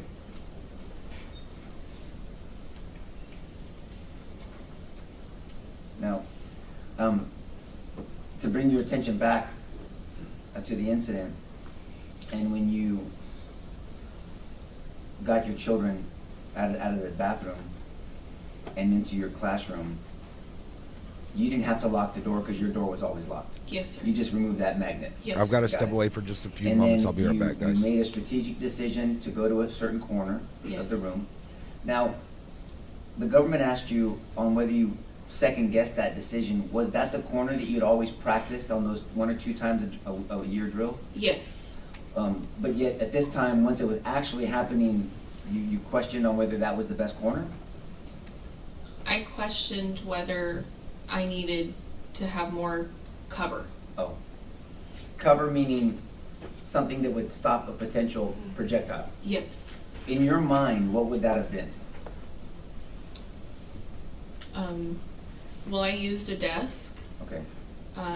I also rolled a book cart closer to some children because we didn't all fit within that, underneath the table, within the corner. Now, and it sounds like it's these windows that really gave you angst, right? Yes. It's those windows that were just exposed Yes. you. Did you ever voice that concern to administration? No. No, okay. Now, I want to direct your attention now to when you were in the corner with the children, sitting with them, and then when you crawled up because you heard some noises. You ended up crawling to the window and you peeked out and you saw what you believe was an officer. Yes. And you said that officer was moved around the vehicle and it appeared to you, was using that vehicle for cover. Yes. Okay. But also you said it appeared to be some communication or yelling with somebody else in the officer's presence or around him. I'm not sure. Okay. But the officer was yelling or talking to somebody. You're not sure. I'm not sure. Fair enough. But is it fair to say that that officer was between you and the shooting that was happening on the other side of him? Yes. And do you now know that there was other officers on that side that did not drive in like this officer did into the No. danger? You did not know that? No. If there were other officers that stayed on the outside, that would be a distinction in your mind between those officers that stayed away at the corner and this officer, whoever it was. Well, you know it's Adrian now, right? Yes. Okay. Adrian driving in close to, in between your building and then the 4th grade building, right? I'm There's a gonna difference. object, that's speculation. She already said she didn't know there was other officers there, so at this point it's speculating. I gave her a hypothetical, Judge. I said, if you know, you have an opinion. You can answer if you know, ma'am. I'm not sure. Okay, well, let's talk about Adrian, this officer. This officer for sure, regardless if there was other officers out there, this officer drove in to the campus close to the 4th grade building and in between you and that 4th grade building. Yes. And from your position, it doesn't sound like when you testified a short time ago that you remember a lot of gunfire sounds.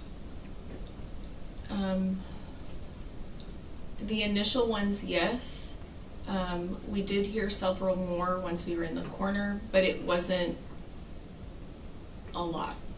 And you know that stress can affect people differently, Of course. right? There's tunnel vision, Right. right?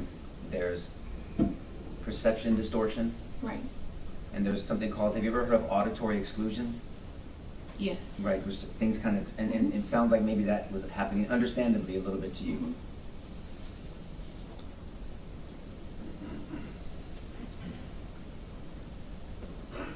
You're a blessing to your profession, ma'am. Thank you for answering my questions. Pass the witness.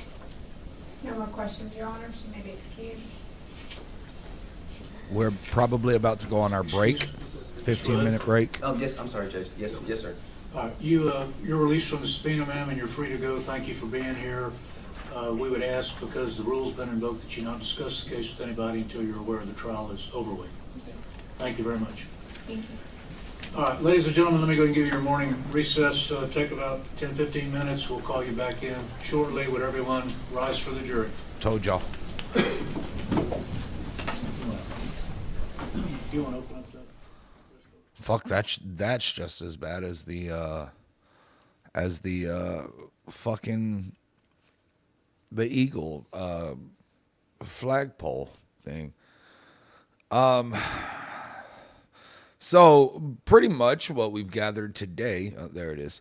Pretty much what we've gathered today is that Nico LaHood is a piece of shit that would rather blame it on everything else but the officer that he chose to defend, which he is a part of the fucking problem. I've said it since day one that this school is to blame. The 376 officers are to blame. Which ranged from school to city to county to state. They're all to fucking blame. The gun manufacturer is to blame. Nobody is disputing that, but he is trying to be like, oh, everybody is to blame except for Adrian. Adrian did everything like he was supposed to. And unfortunately, today thus far, it's just been teachers that he's been going after. Obviously, we don't have any other, like yesterday, there was law enforcement that, kind of kept him on his toes.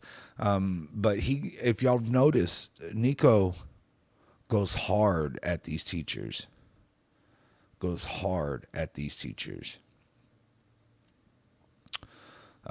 tries to with the officers, but they're able to put him in his place. So, yeah, he'll blame everybody else. If you missed the first half of today, if you're new here, we are also streaming on YouTube at Carl0524. We're currently up over there as well. If you've missed anything, you can go back and watch. We've covered all of it aside from the last half yesterday, and I was not well yesterday, so I had to not cover that one. I still listened to it, but I wasn't able to cover it. So there's that. Any questions for the next 10, 15 minutes while they're doing this? I would love to answer them. Because, we're on a break right now, so. I do love, though, that from just listening, right, all the teachers have said the same thing. We did our training. But they can't say the same thing about Adrian. You know what I'm saying? Do I prefer people to watch here or on YouTube? I'm eventually going to try to get away from here and be fully over on YouTube. So both until then. Is the DA part of the prosecution? Yeah. You know what? Like, DA is definitely correct, right?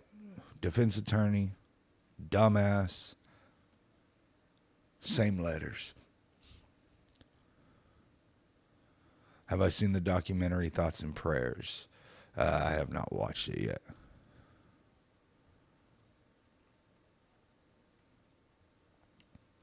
But we put out a documentary called Unimaginable. It is on YouTube, and you can find that at We Rise For You.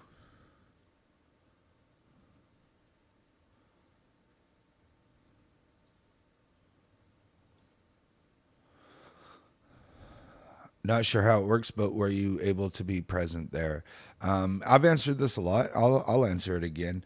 The district attorney, the prosecution, right, is an asshole. Y'all have seen it. That's how she talks to us, right? She also tries to blame me for her shortcomings on a lot of things. She has tried to blame me for leaking shit to the media, which I haven't. She has tried to blame me saying, oh, well, we're not going to be able to win because of Brett, all of that. So I chose not to be there in person so that, one, we could get more eyes on it, right? Like we're doing right now. And two, because they're not going to be able to use this against me. You've literally seen fucking me get arrested for saying fuck. You've seen the police beat the shit out of me. So I'm not going to allow that. I am going to try to attend the last day.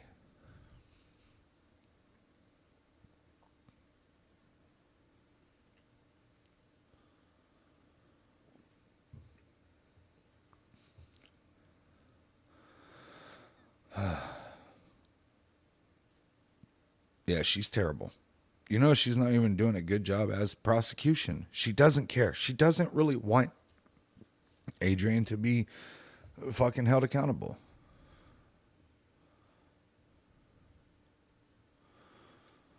Yeah, I was arrested for that. You can watch it. It's actually the first video on my TikTok.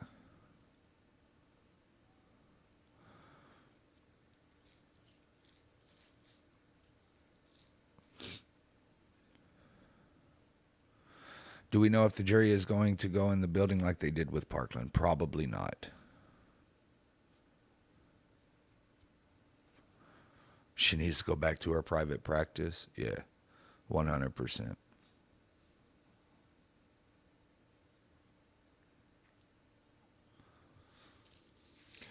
Feeling any better today? A little bit. Yesterday, just everything hit, mental, physical, and everything like that. So it wiped me out yesterday. I feel a little bit better today. So that's why we're here.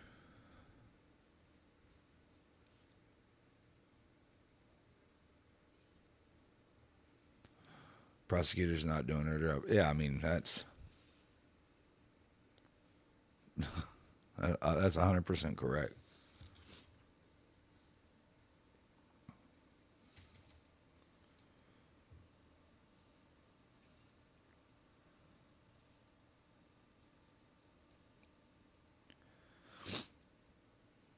Can I explain how the magnets work? So the magnets work in a way that, and I have mixed feelings about this. Y'all know me. I'm gonna tell it how it is. I have mixed feelings about these magnets.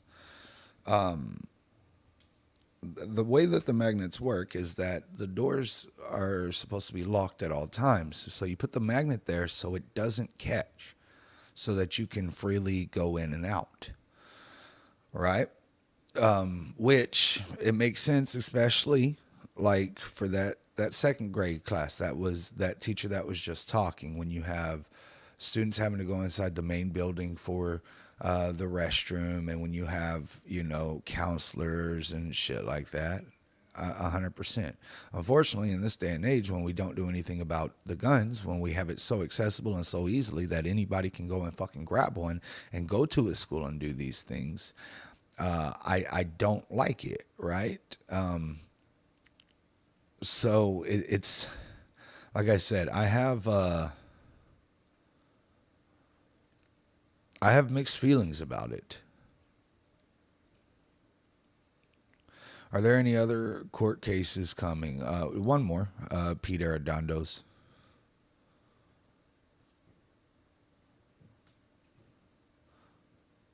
Does she purposely put Uzi first when talking about the victims in a bad way? I don't know. I'm surprised. It took me by surprise the day with the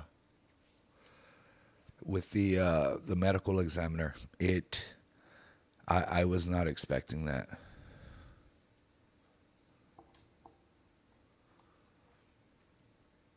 Yeah, there should be 376 cases.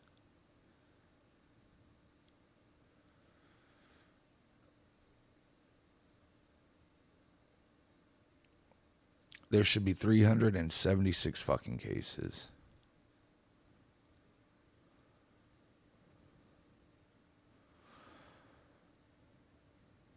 Do you think we will wait for the outcome of this trial before the next trial? Absolutely. We're still waiting on a federal trial to get Bortek to be able to testify.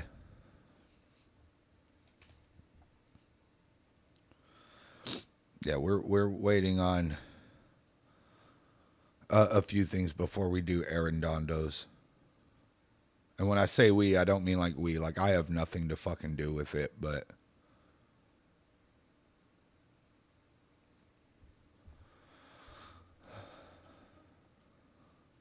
I mean, no, for sure, right? Like, all the defense is really doing is proving how much braver those teachers were than the actual fucking cops. Absolutely.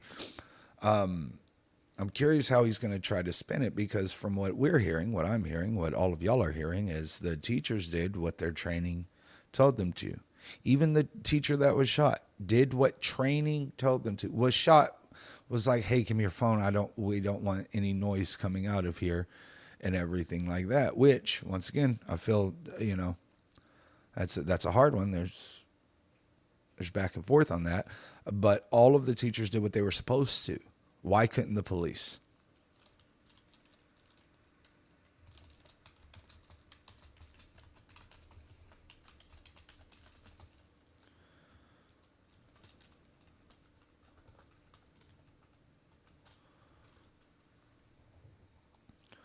Let me see.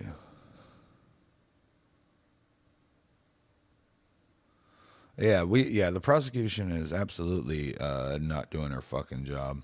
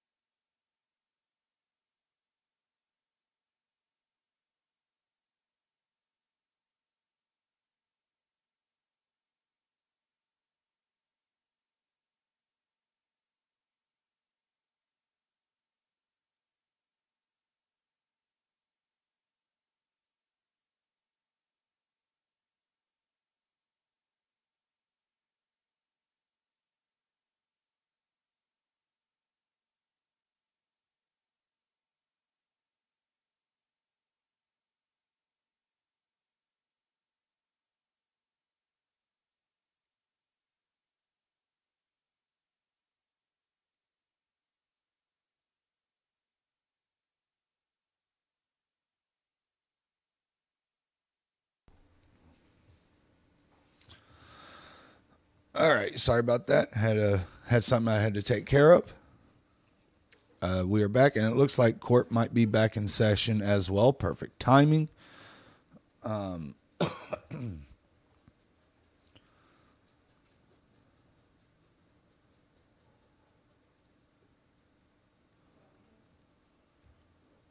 Let's see.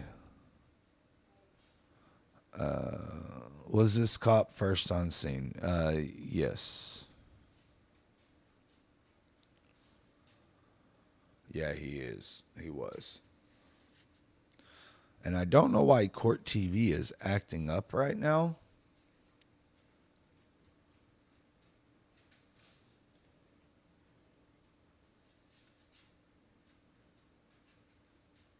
Where's the sound?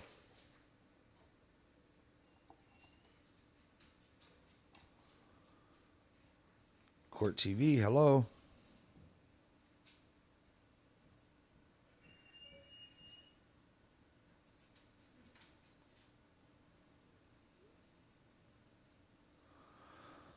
Hello. How big is is your shift? 12 hours, 10 to 12. And how many men do you have working with you? Any given time, it could be 4 or 5.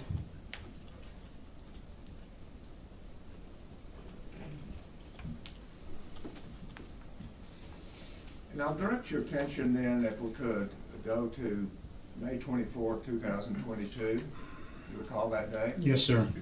Were you on duty that day? I was off duty. And around 11:30, what were you doing?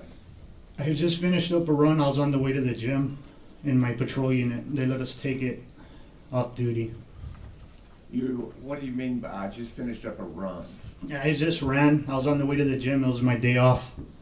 But I had my patrol unit. They let us take it to the gym. They don't pay you to work out, but they let you do it on your time off.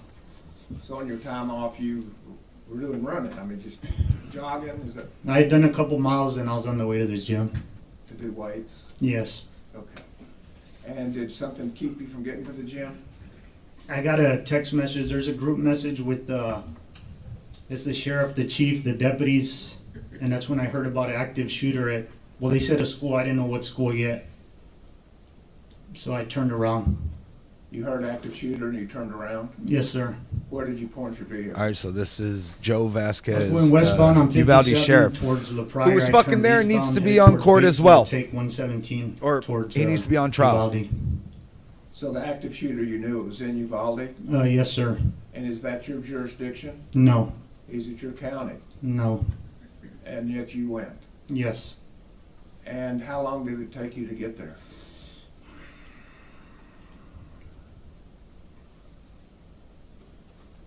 I think I stepped into the building at 11:50 something. I'm not 100% sure. 20 minutes or less, maybe? Okay.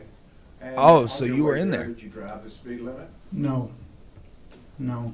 Tell us how you got there. As fast as that truck would go, I just quick. Yeah, you were part of the As fast as you could go, you got 376. there. Mm-hmm. And when you got there, where did you stop? I stopped at a parking lot. I don't know if it's the northeast, to the right of a cafeteria, Motherfucker, just hurry up to and get my waited. rifle and put on a vest that I had. Okay. May I approach your honor? Yes, sir. There's a pointer right there in front of you. Take you a second to look at Geraldine Street, Rose Street, and Robb Elementary. Okay. So this would be the cafeteria? There's people right here on the end. If you just scoot that way just a touch, I'll scoot it over. Okay. If this is gonna be the cafeteria, there's a little pickup area here. I parked around this area. There should be a parking lot or something. I don't know if it's in view, but there's gonna be around this area here. Just out of view by the cafeteria, there was a parking area, and that's where you parked. Yes, sir. And that's on that far bottom corner to the right, far right. Yes, sir. Thank you. How were you dressed on the way over there? I had I was wearing shorts and a t-shirt and running shoes. Okay. And so is that the same way you were dressed by the time you got there? Yes. Minus I put on a vest that I had on the seat. So when you got there, you put on a vest. Tell us about the vest. It's just bulletproof. I'm not sure if it's what the rating is, but it's all I had, so I just put it on. It's a black vest. Yes, sir. It said sheriff on it. So you don't know if it was rated for guns or for handguns or for... Not at the time, no. That's what you had, so that's what you put on. Yes, sir. Did you have to have anything else with you? Besides the No, vest? that was it. Phone, everything stayed in the truck. No body cam, nothing. How about helmets? No helmet. Any weapons? I had an AR rifle with I loaded maybe 12, 13 rounds in there. And did you take that with you? Yes, sir. What did you do?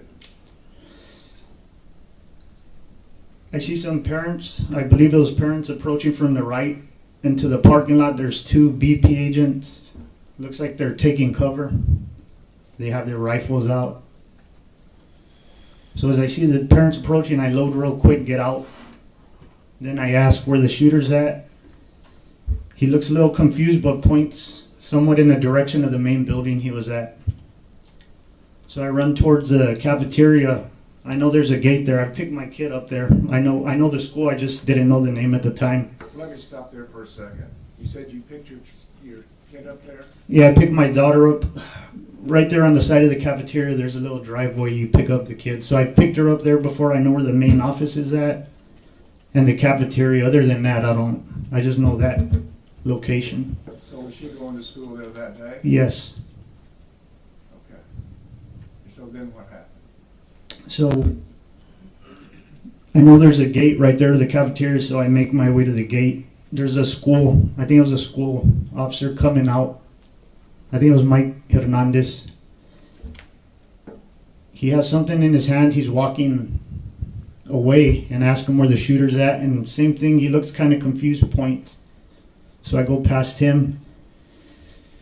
There's parallel buildings after the cafeteria. Behind it, you have those parallel buildings and the main building. So I run in between those buildings. I don't know if it was county or those two officers. Same thing, I ask where the shooter's at, and they point towards the main building. Like, I don't know the direction. They say, be careful, he's shooting out of the window. So I make my way past that, and then next thing I know, I'm in the building. I don't remember if there was somebody at the door or not. And from there, I just remember linking up with Gonzales and whatever officers were there, pointing their barrels down the hall. Okay.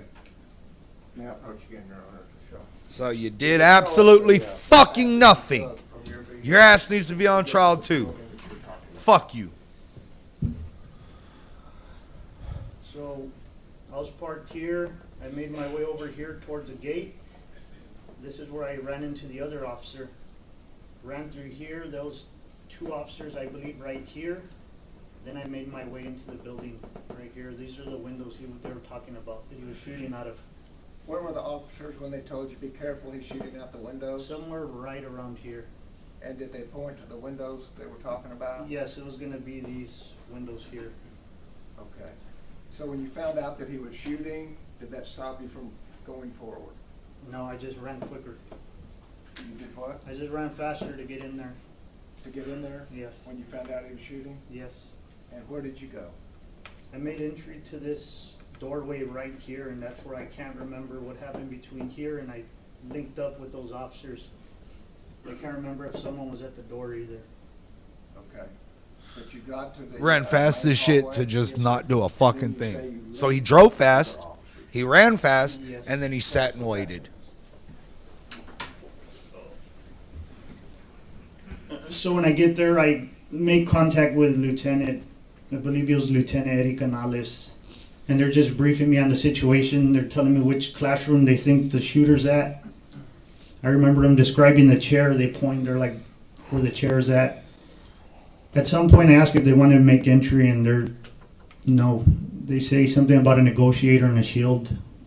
He explains that they got fired at as they approached the door.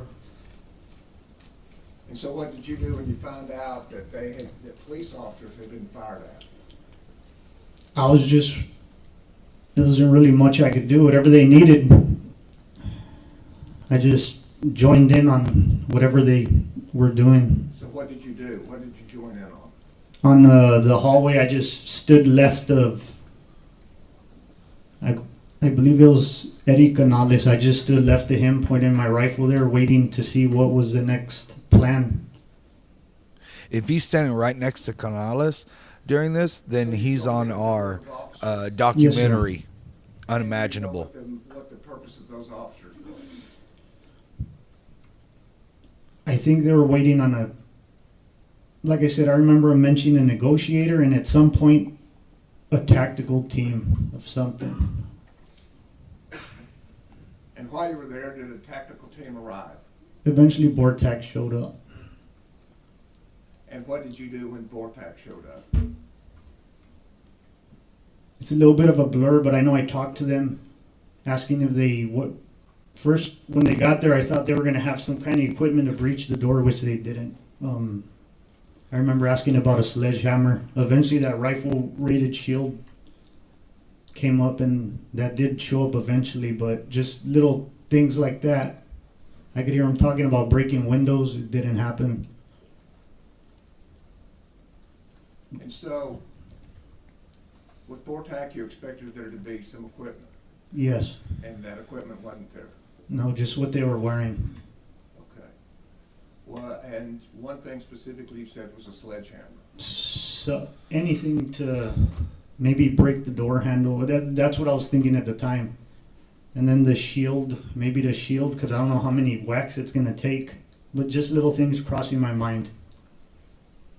What do you mean by how many whacks it's gonna take? To break the doorknob.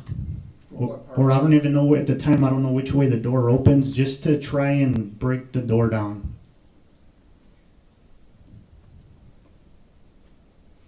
And how long did you wait there?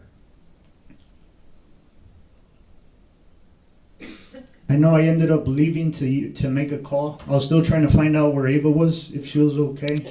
You left to make a And call? What grade was she in? I think it was second grade. And who did you call? My ex-wife. And did you get her? Not that time. On the way to the school, I had made contact, but she didn't know anything where she was at.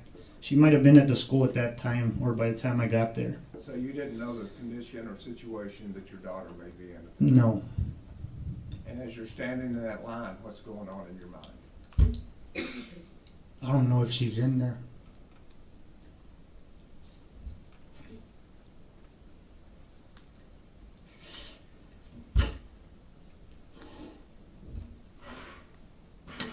You coward ass bastard. Nah, don't even. Don't even. Was there any further delay? Don't fucking even. Just the locked door situation. And how did y'all resolve the locked door situation? With the master key. You didn't go in either. Once the master key arrived, what happened? I'm not sure if it was used on the janitor door, but when we breached the classroom, they did use that master key. So they opened the door and we breached. So they used the master key and you breached. Yes. Well, you weren't a school district police officer, is that correct? No. Were you a Uvalde police officer? No, sir. Uvalde County Sheriff's Office? No. You were from Zavala. Yes, sir. How is it that you ended up ahead of those people? Nobody stopped me. And when you were part of the breach, why is it that you went in? I was there. Nobody stopped me. Wasn't it dangerous? Yes. But that didn't stop you? No. And why is that? Because I was there. And how many people made up the breach? It was 4 or 5 that I remember, but the line could have been bigger because there was officers on both sides of the hall. But as far as I remember, it was 4 or 5 of us that were going in first. And what agencies were they with? It was me with BORTAC, and then I'm not sure if the PD was behind me. Across from me, there was a sheriff's office for Uvalde County, and then maybe some PD guys with him. Everybody was there. But no school district police officer? I don't know. Okay. And so tell us how you breached. After they unlocked the door, I think they got both classroom doors open. We make entry. It's dark, can't see anything. As soon as I make entry, I realize I don't have a flashlight, I can't even see. So I look to my right and there's a pile of the bodies. Spare me your fake fucking tears. You were there for 40 minutes not doing a goddamn thing. You allowed that shit. We didn't get shot. Excuse me? I was expecting to get shot.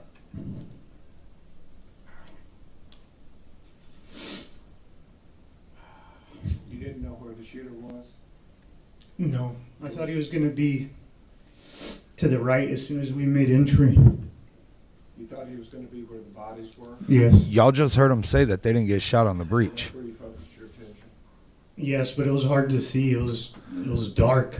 Y'all just heard he say And that then they the didn't door- get shot. You hear a door creak open in front, and then the shooting starts. They've been trying to. When you say a door creaked open in front, what do you mean? Where was that door? It was directly in front of us. Whoever was in front of me, whether it was a guy with a shield or a Bortac, I don't know if he was in. The stack's a little. I was either 2 or 3, so I don't know if someone peeled right. But whoever was in front of me, the door was right in front of him. So the guy with the shield, more than likely. Was it across the room, It was straight in front of the door. in front of the entrance door? There was another door across the room. Yes, sir. Thank you. Did you slice the pie? So, tell us what you heard and what you saw. So the shots ring out From where? directly in front. I could hear the shots coming. I'm carrying my rifle left-handed, so I can't even pick it up because we're so close together. So you went Eventually, I in with your rifle transition down? to the right, fire a couple rounds, and it jams. Something happens with it. I'm still not sure. It felt like a long time. I know the video's fast. You felt but like it was a long time? Eventually, shooting happens behind me. You sat outside for 40 fucking and then minutes. It's over. But that wasn't a long In front of me, time. there's someone with long hair face down, and I think I thought it was a teacher at first because he had long hair. They flip him over, and I could tell it's the shooter. He's in all black. We still have a classroom to the left. So me and another officer peel that way. And I look Did down. you say that way to the left? Yeah, we turned to the left to go into the second classroom, and I look down, and there's a little boy. And his shin looks pretty big. He looks older than my daughter.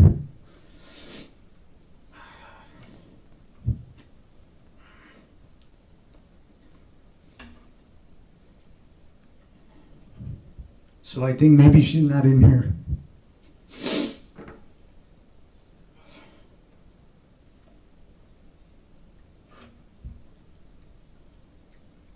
And then in front of me, there's a girl with a pink dress.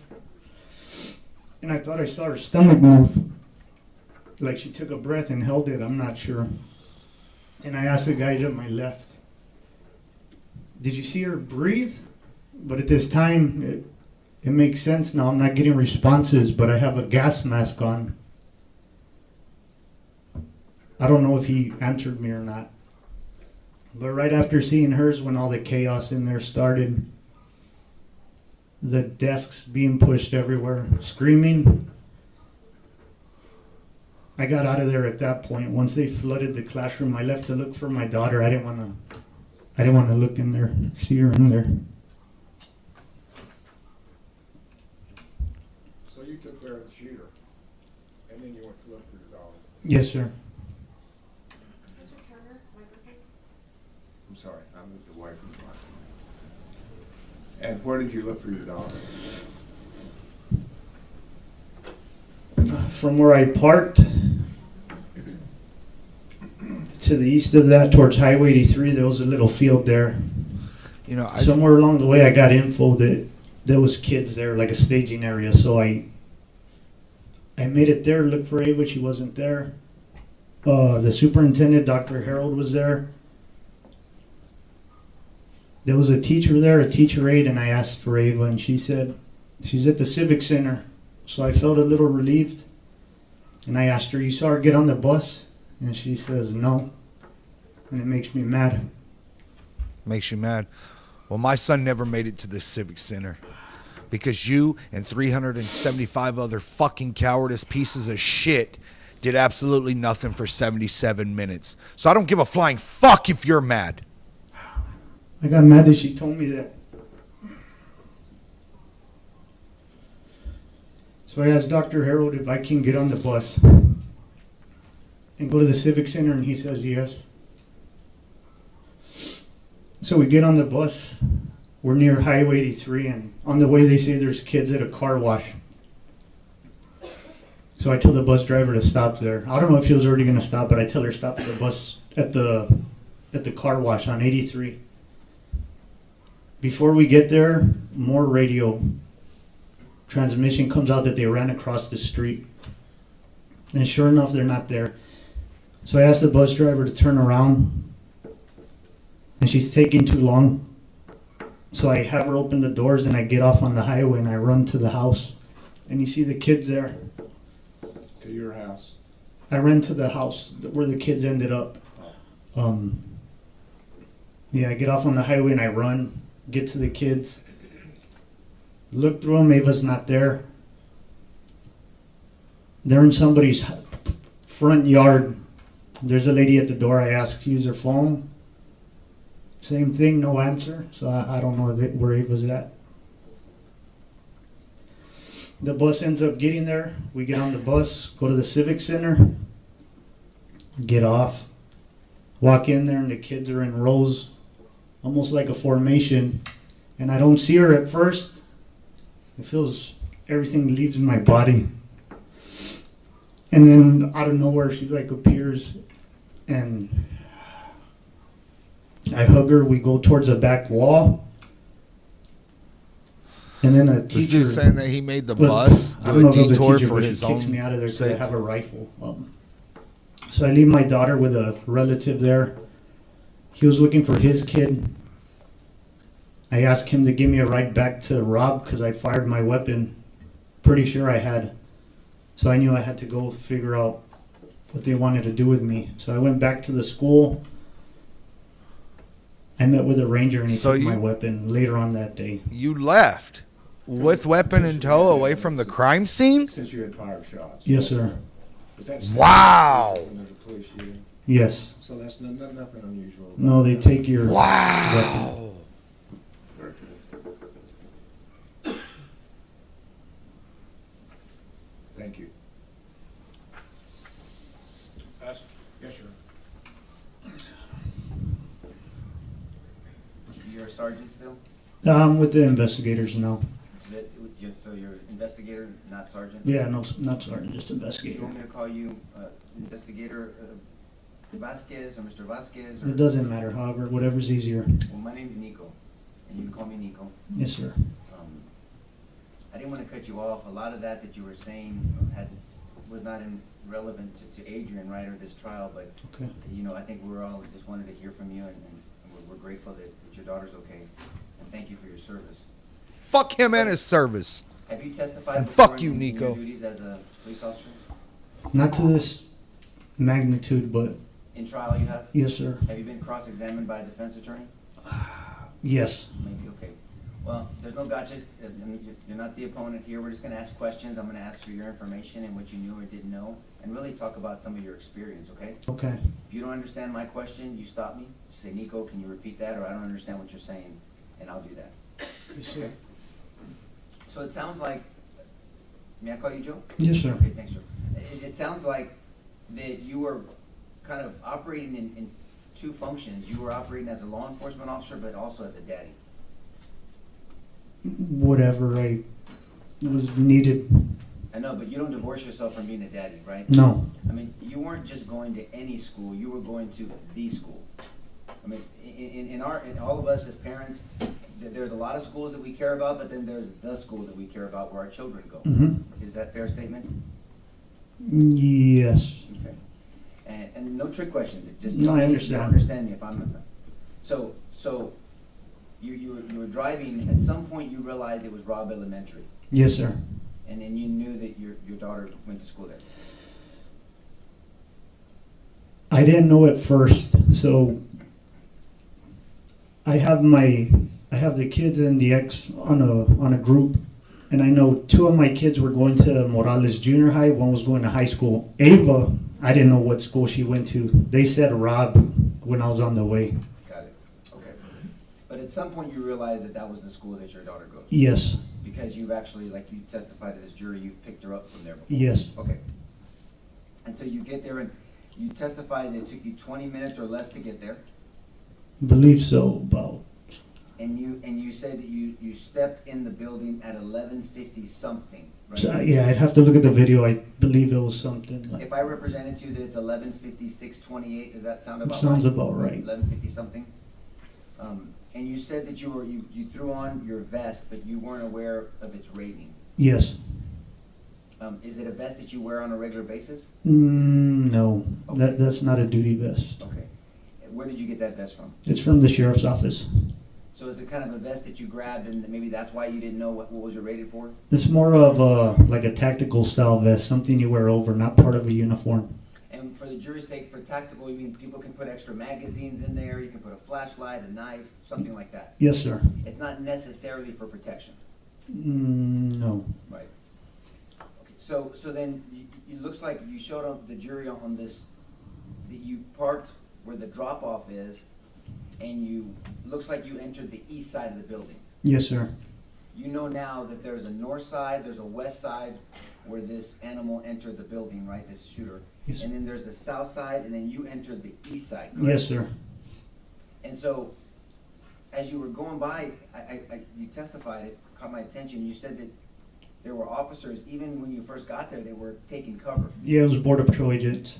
They were taking cover that far away? Yeah, there were. It's a parking lot. Right. So there's a drop-off area where you pick up the kids. The parking lot. Yes, sir. Yeah, I've been there. And so, but my point is, that's still some distance from the building. Oh, yes, sir. And they still felt the need tactically to take some cover. Yes, sir. And whenever there's a shooting situation, active shooter, especially with a high-powered rifle, you could be in danger from a long distance away from that. Yes. And so if you don't know where the bullets are coming from, it's reasonable and it's tactical to take cover until you figure out where bullets are coming from. Yes, sir. So you're not criticizing them, you just thought that was normal. No, yeah, it was normal. Okay. But you passed them up, and then you ultimately make your way into the east side of the building, correct? Yes, sir. And I believe you said you ran into, was it Eddie Canales? Yes, sir. Whatever officers were there in that group. And you said Mike Hernandez as well. So him, I'm pretty sure it was him. He was by the cafeteria after I passed the 2 Border Patrol, he was coming out by the cafeteria. May I approach, Judge? Yes. We're hearing a bunch of descriptions, so I want to make sure that the Yeah. jury understands.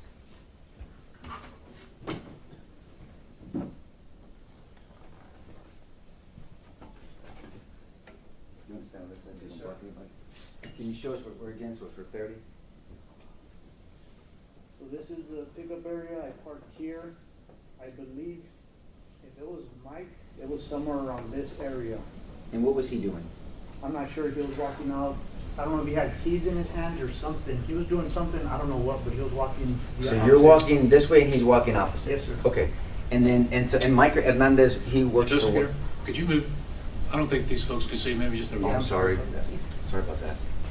And so Mike Hernandez works for which PD? I think he was part of the school. at Okay. the time. And then so you make your way down, and then where do you see the Border Patrol agents? So the Border Patrol, the first ones I come into contact with were it's a parking lot, I believe it's right here. And then it's Mike, I believe it was Mike. And then I run into another couple officers here. I don't know if it was PD, county, I don't think it was Border Patrol. And for the record, you're pointing out the Border Patrol agents were kind of parallel or side to the drop-off area on the entrance. This is really the entrance of the school, right? Yes.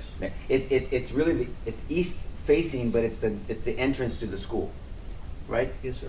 And the Border Patrol agents reasonably and tactically were taking cover over here. Yes. You later knew that the shooting happened here, but they were taking cover over here. Yes, sir. Okay, and so then you make your way down, and then you enter through the east side of the building. Yes, sir. Okay, and then now that you passed Mike Hernandez and you passed the Border Patrol agents, now you come in contact with Eddie Canales? Yes, sir. And who does Eddie Canales work for? Uvalde PD. Uvalde PD. That's different than the school district, right? Yes, sir. Okay, And does he have rank with UPD? I think he was a lieutenant at the time. So Eddie Canales, and is he briefing you about what happened? Yes. Okay, you can have a seat now, sir.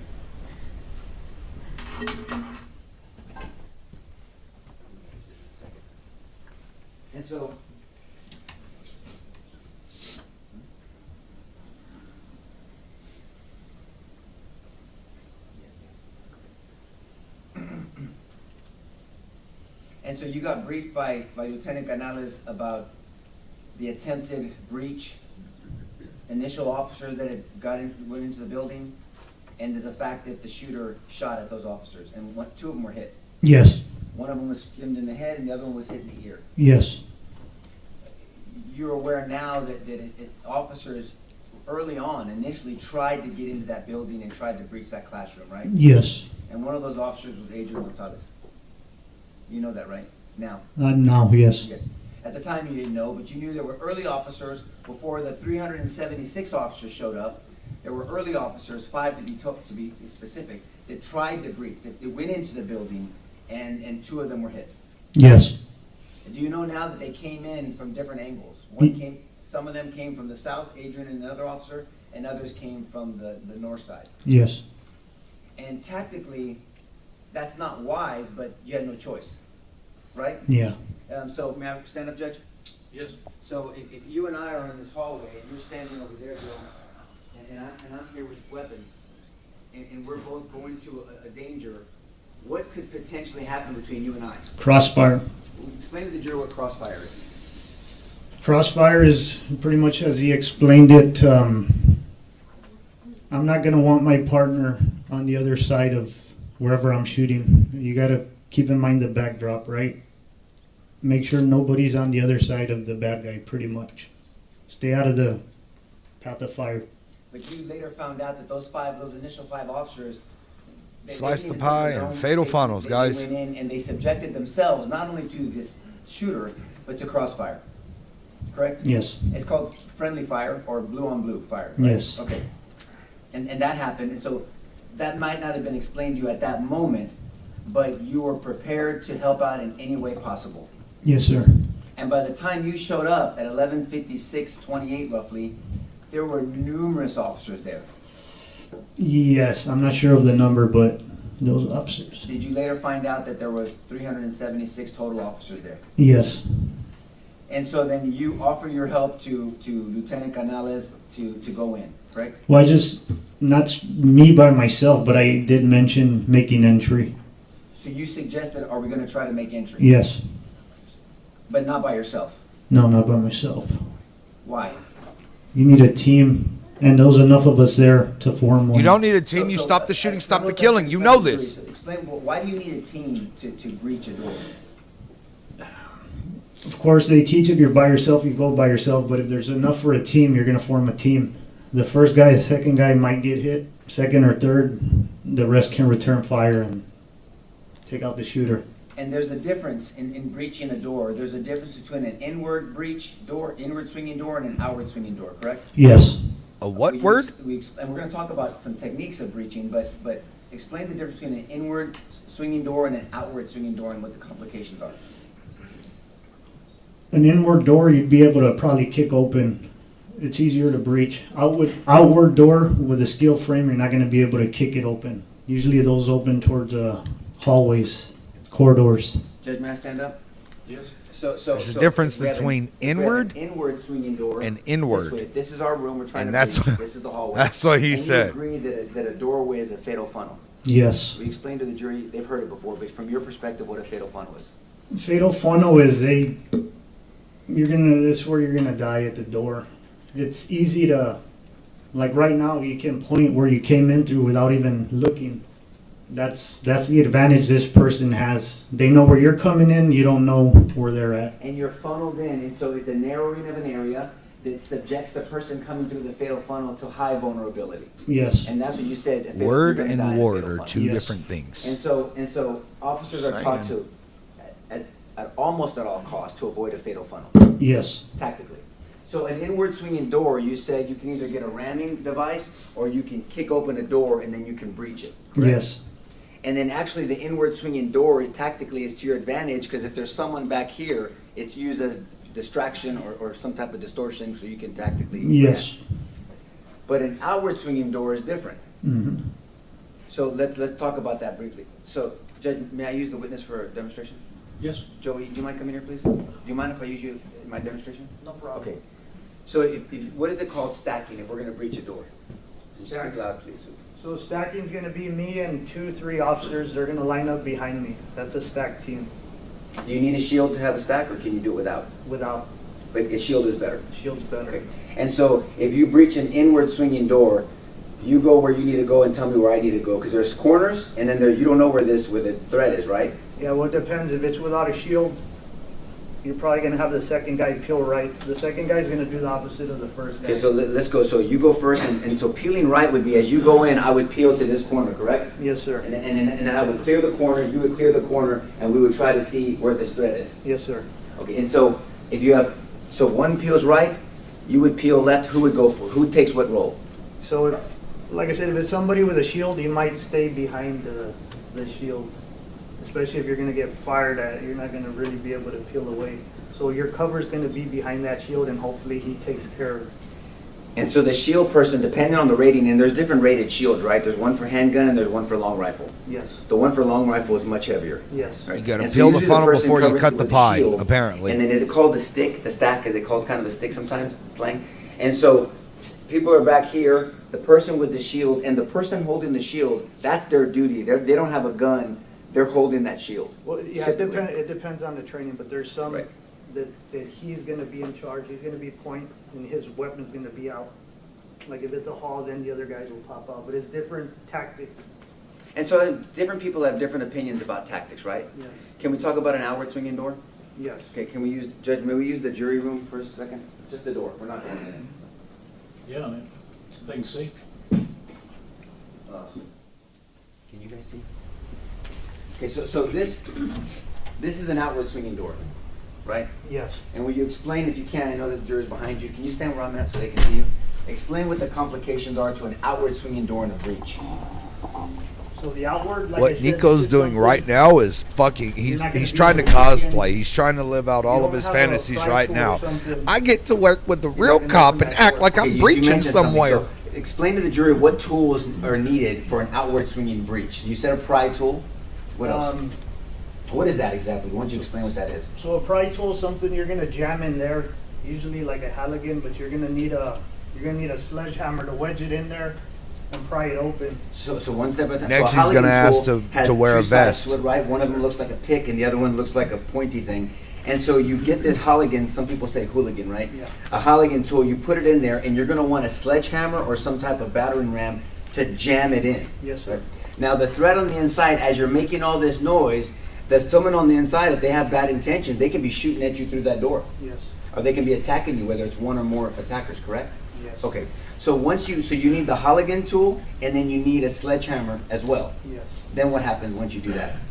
Is somebody covering you? Is there a shield, or there's people at the door trying to wait for? Yeah, you're gonna have some people lined up with you. Hopefully, they're gonna make entry once you pop the door open. Who's responsible for opening the door? Whoever has a Halligan tool, it could be the point guy. So I'm positioned here, you're positioned there. Hopefully there's a shield in front of me, but this person's vulnerable. Slam, slam, slam, break the lock, and then I pull and I open up this way, and then you guys Yes. breach. And then is it the same peel off right and left? Pretty much depending on the layout of the room. But now that shield has to be first. Yes. Thank you, sir. So is it fair to say there's much more complication to an outward swinging door? Yes, sir. Do you know, I think you mentioned that they did not have the tools needed No. initially? Did you later find out that they were working on getting the tools? I remember somebody saying I have a sledgehammer in the bed of my truck, something like that, and they went to get one. I don't know. It might have been Vortex. All that work for a door that wasn't locked. Do you know, and we're gonna talk about Vortex in a second, do you know if anyone had a reeded shield for a high-powered rifle? I just remember that getting there towards the end. If it was there before, I'm not sure. You weren't Yeah. there towards the end. And What are you talking about? Whether You said you waited at some 40 point When minutes. you have a fatal funnel and a high-powered weapon, may I stand up again, Judge? Yes. I'm sorry. I didn't know if you want me to ask every time, but I will. Now, do this. If you want to approach the witness, you want to use the well, just do it. Thank you for that permission, Judge. In some scenarios, and a fatal funnel, the reason why it's so dangerous, if the threat Slice the has pie. a lot of magazines and a high-powered weapon, it doesn't matter if there's 1,000 officers on that side, right? I mean, if you have enough rounds, they're just gonna pick them off as they come in, correct? Yes. And that's why this equipment is so critical. That shield is really critical, because even if you have 1,000 officers that are willing to go in, I mean, they're all gonna be picked off eventually if the attacker inside has enough firepower. Possibly. If you had a choice, have you ever been in a gunfight? Not before that. Okay. Well, thank you for subjecting yourself to that. If you had a choice, this is kind of like a blue gun. It's an orange gun for training. It's not real. If you had a choice to pick All right, guys, just remember, start spamming the stuff about the TikTok shop and everything, because we might get removed for this. If we get removed, we go to It's more accurate, easy to 0524 shoot on somebody. A YouTube. pistol, any little deviation and it goes off feet. Right. And also you can shoot a target at a long distance with a rifle versus a handgun. Yes, sir. Now, a handgun, you can shoot a certain amount of distance, right? Yes. But now, would you agree that combat shooting or training tactically with a handgun, you usually train within 2 to 5 yards, 7 yards, right? Up to 20 at the range. Right. And so when you pull, when you draw, you can do a fast draw. You usually at a high rate is pop, pop, pop, double tap, triple tap, and you're doing rapid fire. Correct? Yes. But after a certain distance, a handgun is not as reliable, right? Right. And so you're typically gonna, if you're gonna shoot with a handgun from a distance, you're going to really take your time, sink down on your grip, make sure your sights are aligned, take a deep breath, and slowly squeeze that trigger. It's not gonna be a fast shot, right? Right. But with a high-powered rifle, you can pick up a rifle and you can shoot a lot quicker at longer distances because it has the power and the velocity. Yes, sir. So now I want to ask you about potential activity by officers outside the building. So you now know where some of the early officers were in this incident? Yes.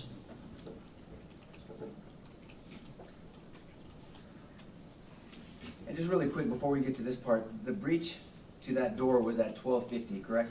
Yes. It was almost an hour after Yes. you guys, everyone got there. Yes. Okay. And that wasn't your decision, by the way? No. Yeah, it was. It was all 376 officers' decision to wait that long. It 100% is. So, are you orientating yourself now? This is Rob Elementary? Oh, yeah. Yeah, so, Geraldine, right, Groves over there, and this is the east entrance is over here. West entrance, where the shooter came in, south entrance. Yes, sir. You now know that Adrian Gonzales drove all the way into this incident early on, and the jury will hear about the dispatch later. And he was waited parked over here. 77 minutes. You know that now? Are you telling, well, now? is Yeah, that now, happening? Yes, sir. now, Yes. okay. And so, we can see that, yes, sir.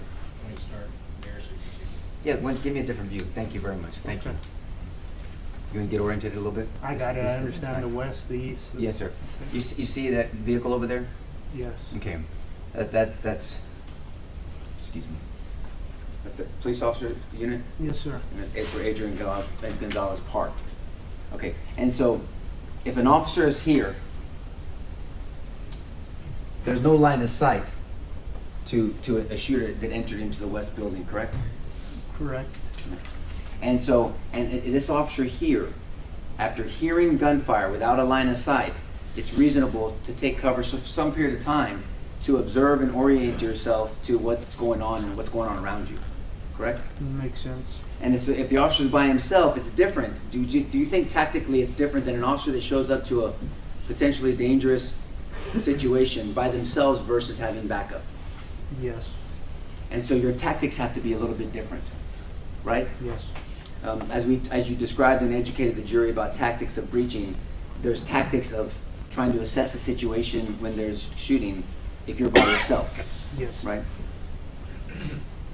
And so, would you agree with me that in this area there is no cover that you can see? Just the car, but I mean, it's not gonna stop bullets. Okay, I want to talk about that. Why did you say that? Why did you tell this jury that a car is not going to stop bullets? I mean, it could travel on the hood, it can go through doors, it'd have to hit the engine block to stop, more than likely. Right. So with a vehicle, there's the difference between cover and concealment, right? Yes. And the jury's heard this already. Let's say this was covered. I'm concealed. My upper body's concealed from you. I'm not covered from you, right?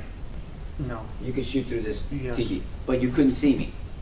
So a car is mainly concealment, and only portions of it is cover, right? yes, And you said the engine block is pretty much maybe the wheel frame, whatever, but Yeah. is the only cover in a vehicle, right? yes, A tree is not cover. No. An open field is not cover, correct? no. This tree is not cover, right? I can't tell how large the root is, but if Fair that's enough. all you got, yeah. Right. And so an officer is by themselves is going to take some time to assess sounds of fire, right? Not visual of fire, sounds of fire. Would you agree with that? Yes, And there's no special training on being able to hear. If I hear a gunshot, that's a 9mm AR-15 on the south side of the building because there's echo. yes, So you hear fire, it might sound different vibrating off this building versus inside of a courtroom or outside in an open field, right? that's true.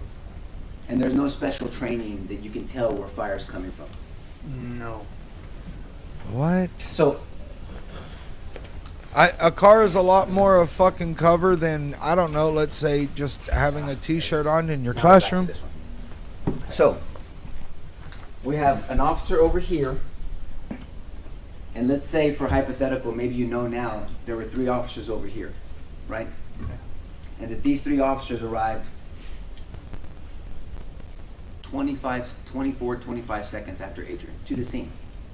Would you agree that these 3 officers have a different line of sight to the west side of the building than Adrian over there in this southeast corner? yes, Line of sight meaning that I can get a visual. Like I can see the people, the person at the back, even though I don't have my glasses on, the person at the back of the courtroom, I have line of sight to the gentleman at the back of the courtroom, right? yes, These officers potentially, you may or may not have personal knowledge, have line of sight to the west side of the building, right? yes, And if an officer had a long rifle, a long gun on this side of the building, that would be a weapon that would be more suitable to making that shot than a handgun. yes, And if those officers thought they were undertaking fire, then they know that there's a threat from this individual on the west side of the building. if they're taking fire, If they thought they were taking fire. oh yeah, then they, yes, Would it be reasonable for these officers to think they're taking fire even though there would be no evidence of them taking fire? Could it be reasonable? Maybe if they're your hand hearing goes- gunshots coming from directly in front of them, Yes, sir. yes, I'd wonder if I'm getting shot at. Okay. What would verify that for you? If you're taking fire, you're wondering if you're being shot at, but then at some point, what would verify that to you? Someone with a gun. Maybe you'd hear or you'd see the Oh bullets? yeah, if bullets are bouncing off the road, or Right. either that, or you see somebody with a gun, then you know. And are officers trained to ask for permission before they need to shoot? I don't know of any. No, I've never. So if one of these 3 officers says, I see him, can I shoot? He didn't have to ask to shoot. No, you don't ask for permission. Well, I don't know what the policies are with whoever that was. Let's just but- talk about the law. Yeah, There's a difference between law and policies, right? Yes, sir. Under Chapter 931 and 932 of the Penal Code, you have a right, every citizen, including officers, have a right to self-defense and defense of a third person, correct? Yes, sir. If somebody, and this applies to everyday citizens as well, if somebody is is carrying a weapon and they see someone being attacked with deadly force, I don't need to ask permission to use deadly force to stop the use of deadly force against that third person. No, you don't. And so if this officer felt they were being shot at, saw an individual with a weapon, and had the time to ask for permission to shoot, that officer didn't have to ask for permission to shoot. He didn't have to ask. And you wouldn't have asked for permission No. to shoot.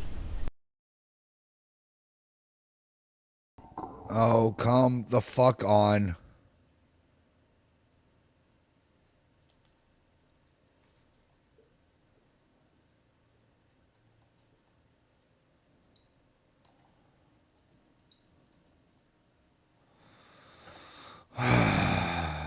Not this shit again. Give me 1 second, guys. Let me try to...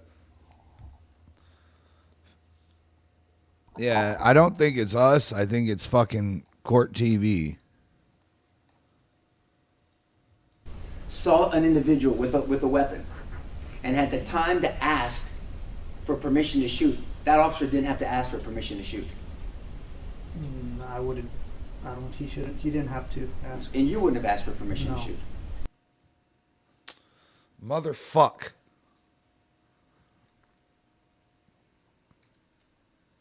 All right, give me a second to look at something.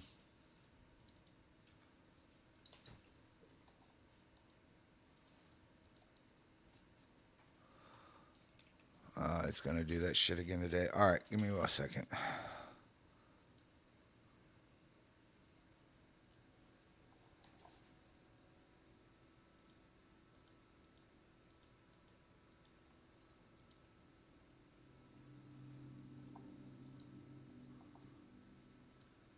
Hold on.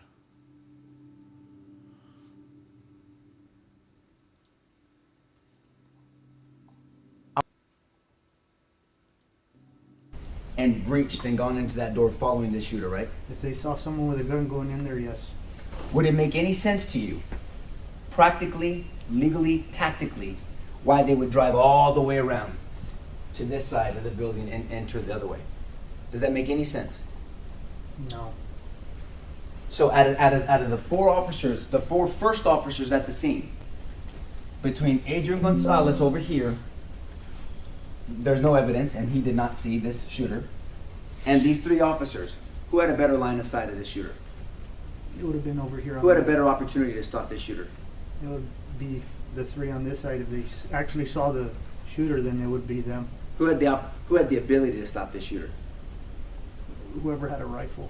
And someone on the southeast side of the building could not see when this person entered the building, correct? From where their vantage point was. Well, if they're from over there, you wouldn't be able to see anything around that corner. Right. So out of these four officers, who would have known, from vantage points, who would have known when that shooter entered the building? These three or Adrian? It would have to be those three. It would have to be these three, right? And so if it has to be these three, whose responsibility would, because they know, to chase this animal from going into this building? It would have to be whoever saw him on this. Whoever had visual of him. And can you think of any reason why they wouldn't run and chase into this west building? Can you think of any reason why they wouldn't do that? Tactically. I don't know. I don't either.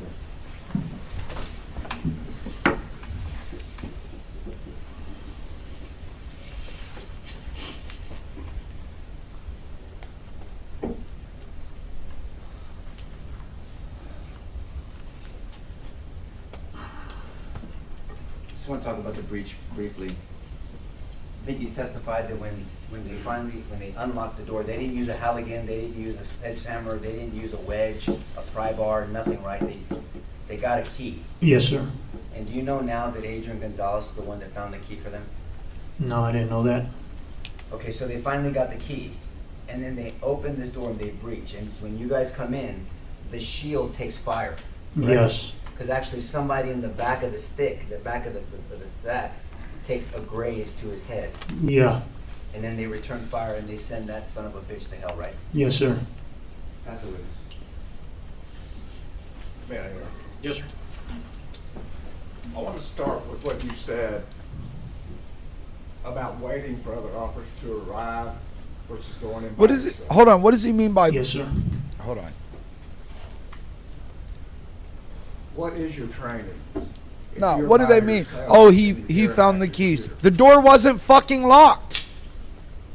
The door wasn't Stop locked. the Why does it killing. matter if We're he had going the by key? Alerts What? training. It's stop the killing. Do you wait for 3.5 minutes? No. What do you do when you hear the gunfire? Approach it. Stop it.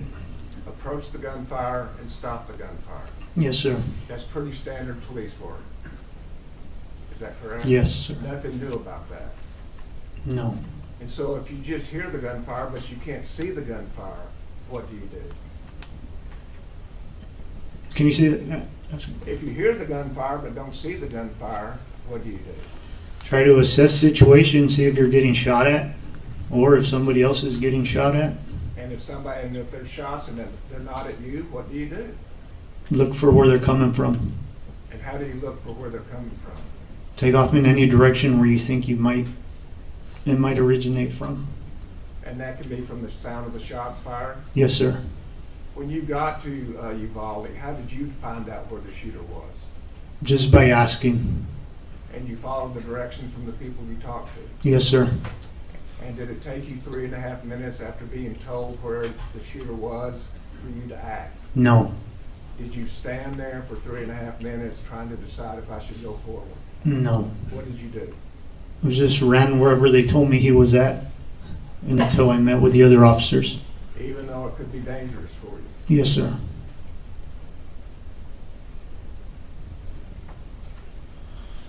Yeah, you waited there for 40 minutes too, so fuck you. But I do You also love said seeing that some you of that lost, cop-on-cop violence, Chief Aaron arguing Gonzales. against I wanna each make sure other you're clear on and that. trying to Chief throw Aaron each other Gonzales, under. the chief of the Absolutely. Consolidated School District. Yes, sir. The chief of the school district where this happened. Yes, sir. And why were you with him? So the town I live at, that school is part of the Uvalde School District. He was a fairly new chief at the time, and I'm not sure if we reached out to him, he reached out to us, but we were going to do a school walkthrough so the deputies could become familiar with that school. So we did a walkthrough. I'm not sure if it was a year before that, months, but it was shortly after he was hired, and that's where we went through, and he checked all the doors. Not every single one, but every door he checked was locked. And what was his response to that? He was proud. He was the security for the school. Yes. And he was proud that his people did as he, the security chief, had said. Yes. And when you say you wanted to be familiar with the school, tell me about that. Well, I was familiar with the school. I grew up there. So unless they renovated, added an extra room, other than that, I knew the whole layout. But the other deputies, they needed to become familiar with it. He's So talking about before Batesville School. something horrible happens in a school, the people that are going to be in charge of responding to it go familiarize themselves with the layout of the school. Yes, sir. Because that school don't have security. There's no campus police there, or wasn't at the time. But if there were campus police, you would expect them to get They familiar with were the in school Uvalde. before Let's something see. horrible happens. Batesville had the shooting Yes. or Uvalde had the shooting? That's consistent with what police work is all about, right? Yes, sir. And did you know Adrian Gonzales? I don't know if he recognizes me, but I mean, I know that he worked at the PD, and I remember he worked at one of my kids' daycares. Okay. And did you see him in the hallway that day? No, I don't remember anybody on the other side. And if you hear gunfire and you're by yourself, what do you do? You have to, if there's active killing going on, of course, you're supposed to stop it. And so what does that mean? What do you do? Find the source and eliminate it. Is time of the essence? Yes. If you wait longer, what happens? Possibly death. More people die. And you're trained on that. Yes, sir. The time is of the essence. Yes, sir. Every second counts. Yes, sir.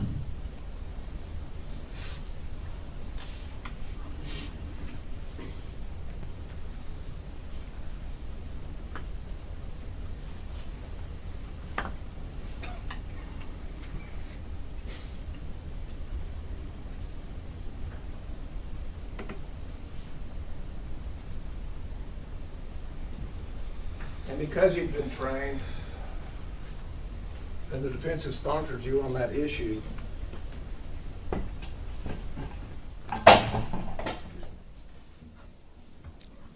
The fuck? if there's a police officer in a vehicle here,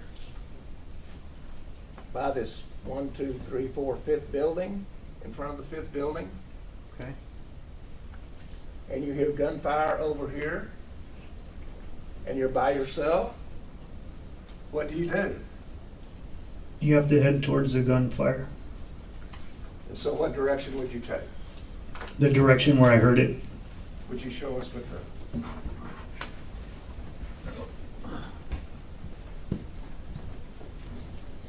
So it depends where I would have heard it. If I heard it over here, I'd go over there. If I heard it on this side, I'd make my way this way. I just go towards where I hear the sounds. Would you go on the other side of your car? If I didn't know where the shots were coming from or if they were directed at me, the first thing I do is probably take cover to make sure I'm not being shot at. And then from there, if it's not at me, if it's somewhere else, then I'd approach that.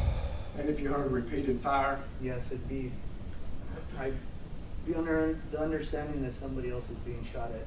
So it's time of the essence at that point. Yes, And then you move. yes, sir. The judge looks fed up too. Look at him. And if you're alone? Same thing. Take cover if I think I'm getting shot at. If I realize it's someone else being shot at, approach that area. And if you believe the shots are coming from the teacher's parking lot and you start here, what happens? I mean, is this building covered for you at that point? It's brick, yes. If it's brick, it is covered. But what happens as you get to the end, to the edge?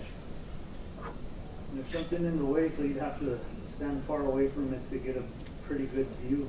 But you just pile around here and see what you see. And if you see the shooter, what do you do? Eliminate them, shoot them, whatever you can do. And if you have a handgun? That's all you have, you use it. Preferably you want to get close enough so you don't miss, but you use what you have. What if he has a rifle? I try to get close to something as I shot to get stable. But you would still shoot, Yes, even if you had a handgun and you knew he had a rifle. yes. Especially if there's other officers over here, they'd probably follow suit if I started firing and maybe they'd have a better chance. And you might be able to distract him. Yes, suppress something. And fire, you could delay him, Yes, even if he missed. yes, Is that correct? yes, sir. So just engage. You would engage. If I see someone with a gun as I cross that corner right there, yes, I have to. And would you distract Either or, or delay yes, or eliminate? yes, But you do what you could do to do one of those things. yes, sir. And do you know how full the parking lot was that day? With cars? I made it out after, I didn't come out of there till it was over, so 12:51, 52. By then it was flooded with everybody. So I don't know before how many cars were there. Thank you.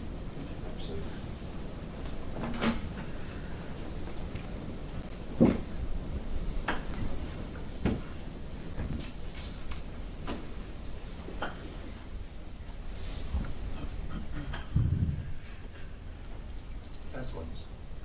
By the time you got there, you were being briefed by people. Yes, sir. So by the time you got there, you were taking instruction by fellow officers that you trusted. Yes, sir. And they had been there longer than you, so you knew the circumstances, you already been heard, you had heard some of them. So you taking direction from officers that have already been at the scene and are briefing you because they've been dealing with it for a while is different than you arriving at a scene with a potential witness. Would you agree with that? Yes, sir. So the first officer that showed up, if there's a witness there with him on the southeast side of the corner, and that witness could be hysterical, you don't just take directions from a potentially hysterical witness, do you? Well, I mean, if they say they point somewhere, I'm gonna look and see if what they're saying is making sense. Well, okay, see, you said some things that make sense to me now. You're gonna look, you're gonna observe, you're gonna orient, and then you're gonna confirm whether it makes sense or not. Yes. What you're not gonna do is show up to a situation, you hear gunfire, you think you're being shot yourself, and then you deal with somebody who's a witness saying, over there, no reasonable officer is just gonna start running over there in this area that you don't see the threat, right? Yes. I mean, you wouldn't do that right away. No, I wouldn't. I'd try to figure out where it's coming from and then head that way. That's right. And so when you say try to figure out, that takes a little bit of time to try to figure things out, right? Yes. It took 376 officers over an hour to figure things out, right? Objection outside the record yard. Well, no, I asked him about it earlier, Judge. Overruled, you can answer if you know. It took 376 officers over an hour to figure things out, right? Yes, sir. But the government was asking you about 3 minutes with Adrian by himself? Yes, sir. So we talk about it takes time to assess the situation. That's observe and orient, and then you decide, and then you act, right? That's what your training is. Yes. But it's so much harder when you're not seeing a threat, when you're hearing the threat, right? Yes. And you testified earlier, there's no special training, all these wonderful officers here, they don't have special training on hearing a gunfire and then knowing exactly where it's at, correct? Not that I know of. Neither me as well. And so now I want to direct your attention to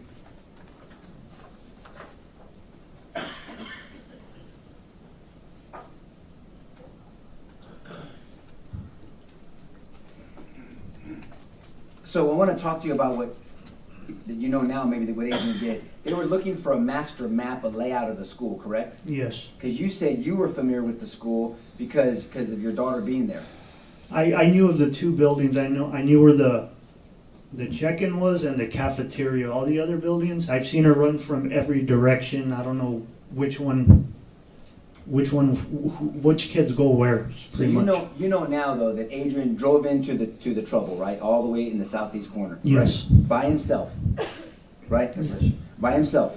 Yes, sir. Okay. And then you know now that he was one of the first officers, one of the first 5 in the building.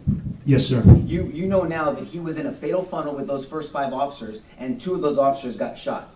Yes, Right? sir. You know now that he stayed in the fatal funnel until he got directions from a supervisor to go call SWAT, right? I didn't know Do that. you know that now? I know that now. But if an officer is told by a supervisor, once there's other officers in a fatal funnel or in a situation, to go get help, get SWAT, would it be reasonable for an officer to leave the school or leave a situation to call SWAT? If the supervisor tells you to, you're going to follow his instructions, more likely. Right, and that's reasonable because other officers are there covering and containing, right? Yes. And you would agree that animal that was in room 111 and 112, he was contained, right? Well, he couldn't leave without us That's my point. shooting him. So Yeah. he was contained, right? Yes. And if it wasn't for those first 5 officers, let's forget the 376 for a second. If it wasn't for those first 5 officers, that shooter potentially could have walked through the whole school and done the same thing to all those other precious children. Yes. Potentially. Yes. Because without those first 5 officers to contain that animal, there would be nothing stopping him from going to the other rooms, right? Yes, sir. So those first 5 officers played a So key full of role shit. in containing, which is part of your training, containing the threat. Would you agree with that? Yes, sir. And then so you also know that Adrian ultimately, not only did he go to the danger initially by himself, not only did he go into the school as one of the first 5 officers, not only did he stay into the fatal funnel, not only did he take instruction from his supervisor to call SWAT for backup, he ultimately found the map of the school so they can make further assessments. You know that now, right? Now I know that. And you also know that he's the one that found that master key to give to them to breach, so you guys could breach. Correct? Now I know The that. key wasn't And you needed. also know that he, with other officers, once he saw that hallway was covered, they are the ones breaking the windows and helping those other children get out. There's pictures and video of him getting out, right? Yes. You know that now. Yes. So Adrian wasn't just standing around for 3 minutes doing nothing. You would agree with that now that you know this, right? Yes. Would you think that's a mischaracterization of his behavior? Everybody Standing has. around for 3 minutes? Everybody says different things. What I say doesn't matter. They're gonna have their own opinions. That's right. And really what ultimately matters what these 12 people think. But what I'm saying is everyone has an opinion, and we're trying to talk about some of the facts, Okay. right? Do you agree that facts matter over people's opinions? Yes. We have to analyze the facts, and so I'm presenting facts to you, and you're just sharing your thoughts with me, right? Yes, sir. 1 second, Joe. Did you have knowledge, did you come to find out that radios were not breaking in the school? Do you know what I mean by breaking? No, I understand. Yeah. We have that problem in my town, but I found out about it later, yes. Okay. Will you explain to the jury, because that's a term of art, breaking, if a radio breaks, will you explain to them what that means? It's pretty much if you don't have signal, like inside a building, it's hard to make communication with dispatch or anybody else who has that radio. It's just a brick, it doesn't work. And so maybe that makes more sense why the supervisor instructed Adrian to go outside to call for SWAT, because radios weren't breaking just like SWAT in was your right town? next to Yes, sir. them. And direct your attention to that. Two of the SWAT breach that members you were and right the there with contact them. officers did. That, and again, this wasn't your decision, but that took an hour to happen. That breach took an hour before it happened. From when you 77. got Yes, there, it took an yes, hour, yes, sir. right? But the government asked you about 3 minutes of Adrian being by himself, right? Yes, sir. But it took over an hour for that breach to happen with 376 officers there? Yes, sir. That's the witness, Judge. Yeah, first, Yes?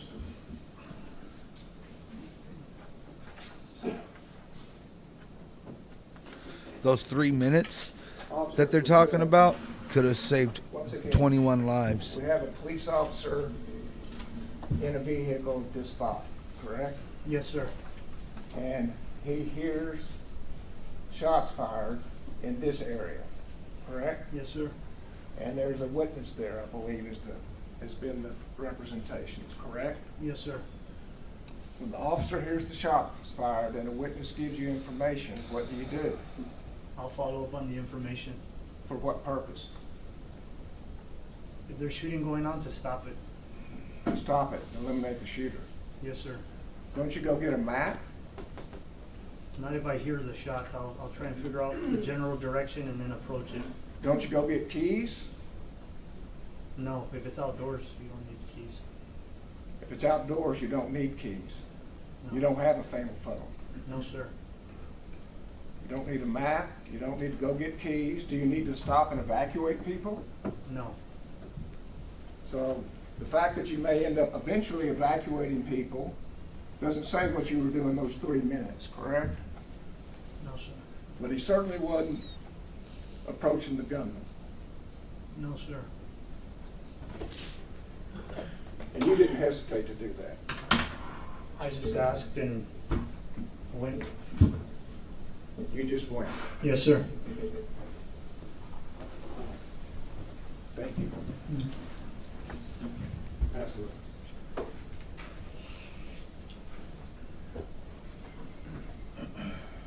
You asked about there's no fatal funnel outside, right? Yes, sir. You ever heard of a fatal field? I made it up. So a fatal field, yeah, don't worry, it wasn't a trick question. A So if I'm in fatal field? an You open literally field with no make it cover, up? A handgun versus an AR-15. Yeah, it's bad. Yeah, it's bad, right? And so you don't just run without any, you said follow up on information. And follow up on information means assess and figure out. Do you know about this Yes, made up sir. word that I just made up? This made up term that Again, you've in never that heard scenario, before because still I no just line made of it sight. up. A shooter is not in your view, in Adrian's view, right? Yes, sir. No, sir. I mean, and then we can see the distances. These are long distances, right? Yes. And so you talked about taking that corner. It's called cutting or slicing the pie. The jury's heard about that. Yes, sir. But you also acknowledged that AC unit with that fence changes the tactics on that corner, right? Yes. First of all, we know now, and they're not even contesting this, Adrian does not see this shooter, correct? Right? Yes. And Adrian can't tell if it's on the west side or the north side. He just hears shooting, right? Yes, sir. So whether he should run east or west, maybe getting instruction from a person. We've that's- talked that's about the frantic fatal and funnel before. stressed Have you out, ever right? heard of the Yes. tragic And triangle? stress, as No? we've heard other witnesses, Don't worry. you know, through I your just training made it up. experience, can do interesting things to your sight, your perception. It's not the time to go off and the your hearing, dome right? with Yes. fucking You've heard of bullshit, tunnel bruh. vision? Yes. You've heard of auditory exclusion. Yep. You've heard of perception distortion, correct? Yes. Perception distortion means that what really happened is distorted by stress, so your perception becomes your reality and you think that that's what really happened? Yes, sir. And that can happen. And that's why you're trained that if somebody is excited, understandably, by the way, nobody is criticizing this young lady at this point, but that you're not gonna just do whatever they say immediately. You have to wait, assess, follow up on the information, meaning it takes a little bit of time. Yes, sir. Especially if you don't have line of sight of the shooter, right? Yes. If you have line of sight of a shooter, like those 3 officers in the corner, you don't have to, your assessment's gonna be a lot quicker, Yes. right? So the 3 officers in the corner, if they were getting information from a very understandably excited witness, but they can assess that words that they're getting because they have a visual, because they're following up and they're observing and orientating themselves to the circumstance because they can see what's going on, right? Yes, sir. Very different, right? And so those officers had a line of sight. One of them asked for permission to shoot and had the ability to shoot and stop, right? Objection repetitive, Your Honor. I will sustain that objection. But what we know for sure is nobody from that corner followed the shooter into the west building. No, sir.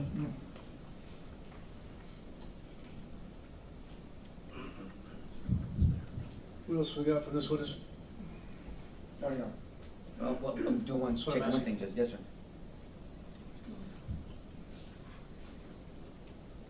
Do you know now, but by the time that Adrian radioed in potential position of the shooter, he was already in the building? Yes. Pass the witness, Judge. Okay, recall either side. No, Your Honor. No, Judge. Okay, sir, you are excused with our thanks. I'm gonna tell you the rule's been invoked, you know what that is. Yes, sir. Just try to avoid talking about the case until you know the case is over with. Yes, sir. It's your time today. Thank you very much. You know who went into the fatal funnel? My Ma'am? sister went into Yeah. the fatal funnel. Ma'am, Did she need a key? Why do you need a key? ma'am, go ahead and have a Wasn't it seat. locked? Y'all are saying that she didn't lock her door. She went into the fatal funnel. She did it! Not you, bastard! Okay, ladies and gentlemen, I'm asking you to disregard the outburst. I forewarn these folks, if they do that, there's not going to be any warnings. They're going to be removed for the rest of the trial. That's unfortunate, very unfortunate. So thank you very much. We'll see you back here at 1:30, and remember my instructions, 1:30.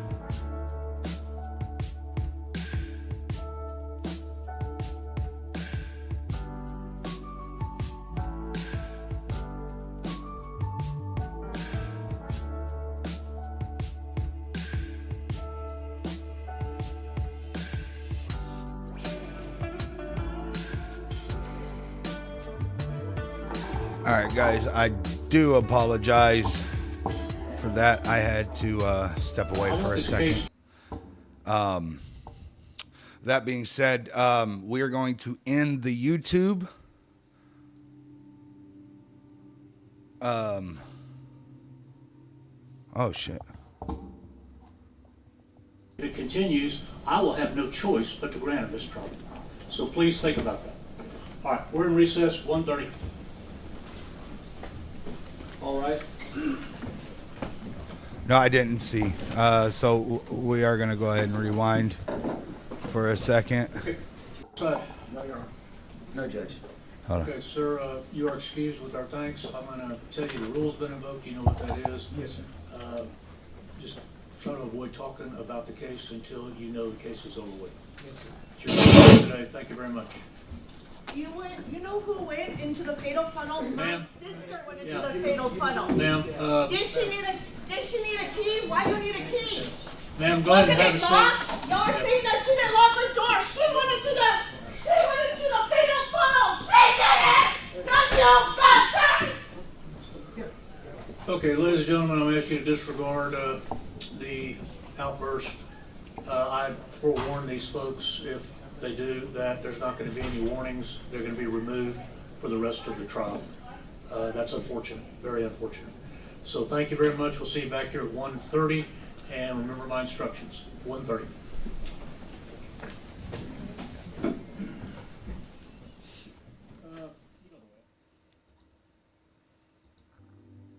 I want to catch the beginning of what he Put the said. grant of this trial. Hold on. All right? Put the grant of this trial. 1 second, guys.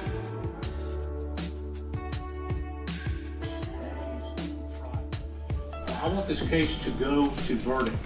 Any further outburst will just echo the attempt for another motion for mistrial. So please think about that. We're trying to get this case to the jury, and these are not helping. And soon enough, if it continues, I will have no choice but to grant it mistrial. So please think about that. All right, we're in recess, 1:30. Okay. So, Okay. If that network, if the lady's gone, yes, I don't have to disclose what's on the screen.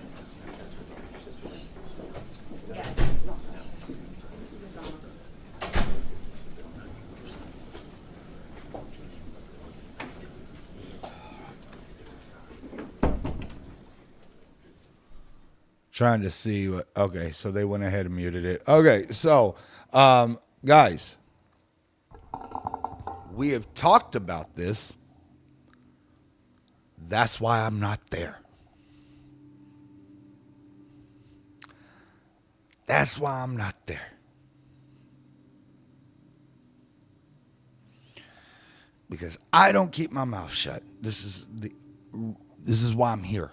Because there is no way. Y'all heard what he said. One more thing happens, it's a fucking mistrial.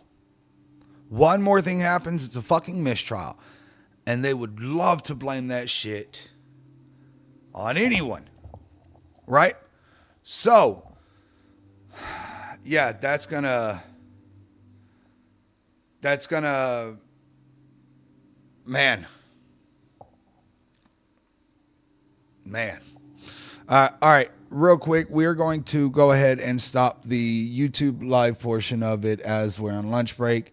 We'll start back up about 5-10 minutes before that, before it comes back, and we'll get it back going. We will be here on the YouTube or on TikTok. So